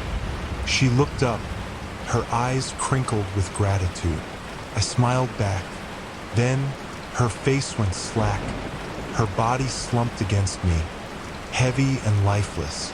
The contents of her purse spilled onto the conveyor belt a rosary, a half-eaten bag of cough drops, and a crumpled photograph of her grandchildren. The horror was palpable, radiating from me like a toxic cloud. I backed away, my hands stained with her life force. The store manager, a young man with a shaved head and a bored expression, stared at me with dawning comprehension. I ran. I'm writing this from a dingy motel room on the outskirts of the city. I haven't eaten in 2 days. I can't bring myself to touch anything, least of all food. I spend my days staring at my hands, the instruments of death, wondering how I can possibly live with this. And then I saw him. He was standing across the street, leaning against a lamppost, his eyes fixed on my window. The same gaunt face, the same broken-toothed grin. He raised a hand, a slow, deliberate gesture, and pointed at me. "More to collect," he mouthed, the sound lost in the traffic but perfectly clear in my mind. "The gift keeps on giving. I understand now. The pendant wasn't cursed. It was a catalyst. The curse was him, the Reaper, using me as his conduit. He's not giving me a gift, he's using me to harvest souls. And he seems to enjoy it. I don't know what to do. I can't touch anyone, but I also can't hide forever. He'll find me. He always finds me. Am I doomed to wander the earth, a walking plague, leaving a trail of corpses in my wake? Maybe there's only one way out, a way to stop the harvesting, to break the chain. But the thought of it, the final act of desperation, terrifies me more than anything else. Because the only person I can touch without killing them is myself. The cursed lease. I should have read the damn lease more carefully. I really should have. But the rent was ridiculously low for a place in the city, and honestly, after months of crashing on my sister's couch, I just saw the bottom line and signed on the dotted one. Monthly offerings. I vaguely remember skimming over it, dismissing it as some archaic legal jargon for the rent itself. How foolish I was. The apartment wasn't much to look at. 4th floor walk-up in a building that smelled perpetually of old cabbage and despair. But it was mine. 2 rooms, a tiny kitchen, and a bathroom where the shower curtains seemed to be actively plotting against me. Perfect, or so I thought. The first few months were blissfully uneventful. I settled in, got a decent internet connection, and even managed to coax a pathetic philodendron back to life on the windowsill. I paid my rent on time every time. Never a peep from the landlord, Mr. Silas, a man whose smile never quite reached his eyes and whose handshake felt suspiciously like a reptile's. Then the walls started to weep. It began subtly, a damp patch in the corner of the bedroom. I figured it was just the building's age, a leaky pipe somewhere. I called Mr. Silas, who showed up a week later, sniffed the air, and muttered something about ancient foundations before disappearing again without doing anything. The dampness spread, morphing from innocuous droplets to thick, viscous streaks that stained the floral wallpaper a horrifying crimson. The air grew heavy, thick with a metallic tang that made my stomach churn. The smell wasn't of water damage. It was blood. Panic bloomed in my chest. I called Mr. Silas again, my voice tight with fear. This time he actually looked concerned. He came up, his face pale, his reptilian handshake clammy. He stared at the walls, his lips moving in what I assumed was a silent prayer. "The offering," he whispered, his voice raspy. Have you been diligent with the rent?" "Yes, I've paid on time every month," I exclaimed, gesturing wildly at the horrifying display. Mr. Silas shook his head sadly. "Not the rent, Mr. Davies. The offering. Read the lease. Section 7, Clause B. Monthly offerings." I scoffed, my fear momentarily eclipsed by anger. "What, you mean that gibberish about appeasing the spirits of the building?" I thought that was just boilerplate. He sighed, a sound like air escaping a ruptured tire. "The spirits are very real, Mr. Davies, and they are demanding." He turned to face me, his eyes for the first time meeting mine with unsettling intensity. "You owe them, and they're not interested in money." He then uttered the words that would forever be etched in my nightmares. "You owe us flesh. The next few days were a blur of terror and frantic research. I reread the lease, this time with a magnifying glass and a growing sense of dread. Section 7, Clause B. It was all there in ornate, archaic language, detailing the requirement of a monthly offering to ensure the tranquility of the building. The offering, it specified, must be of substance, of life, willingly given. Willingly given. The phrase haunted me. What did that even mean? A pet? A donation of blood? My own flesh? The bleeding worsened. It seeped from the walls, dripped from the ceiling, formed puddles on the floor. The smell was overpowering, suffocating. I started seeing things in the periphery, fleeting shadows that danced just beyond my vision. I stopped sleeping, convinced that the walls were closing in, that the building itself was alive and hungry. I tried to move, to break the lease, but Mr. Silas was adamant. The lease was binding, he said. Breaking it would incur consequences. Consequences I didn't want to contemplate. Trapped, terrified, and increasingly desperate, I considered my options. Suicide? Hardly. Let the building win. Never. There had to be a way out, a loophole, some forgotten passage in the ancient text of the lease that would save me. I started digging, hitting the library, the internet, anything that might offer a clue. I learned about the history of the building, a dark and twisted tale of cults and sacrifices and a forgotten ritual. I learned about the original owner, a man shrouded in secrecy and whispered rumors of dark magic. Then I found it, a small footnote, barely legible, tucked away in the back of the lease. A loophole, a condition, a way out. If the tenant could prove, beyond a shadow of a doubt, that the building was no longer deserving of the offering, that it was no longer worthy, the lease would be nullified. Worthy. What made a building worthy of sacrifice? What could I do to strip it of its power? The answer came to me in the dead of night, a chilling realization that resonated deep within my bones. The building thrived on fear, on darkness, on the despair of its inhabitants. It needed the negative energy, the willing surrender of hope. So I decided to fight back. I started cleaning. I scrubbed the walls, bleached the floors, threw open the windows and let the sunlight flood the apartment. I ripped down the crimson-stained wallpaper and replaced it with bright, cheerful prints. I filled the apartment with music, loud, joyful music that chased away the oppressive silence. I even invited my sister over for dinner, laughter echoing through the rooms that had been filled with only terror. Slowly, gradually, the bleeding stopped. The shadows receded. The air cleared. Mr. Silas came by a week later, his face etched with confusion. He sniffed the air, ran his hand along the newly plastered walls. "What have you done?" he croaked, his voice filled with disbelief. "I've taken away its power," I said, my voice trembling but firm.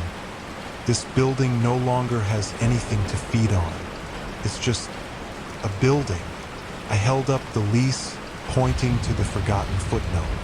"I believe this nullifies our agreement, Mr. Silas." He stared at the lease, then at me, his eyes filled with a mixture of fear and grudging respect. He knew I had won. He turned and walked away without a word, leaving me standing in the sunlight, the cursed lease crumpled in my hand. I moved out a week later, never looking back. I still get the occasional shiver when I remember the smell of blood and the whispers in the dark. But I learned a valuable lesson. Always read the fine print, and never underestimate the power of a little sunshine. And there we vanish into the static of the storm. If you're still here, congratulations. You've survived this chapter of the night. but the void is patient. Ring the bell so the next horror never catches you unprepared. Tell us below, which story clawed deepest into your fears? Share this video with someone who claims they've seen it all. Then watch their bravado unravel. Until our next haunting, keep one eye on the shadows. The rain remembers your name,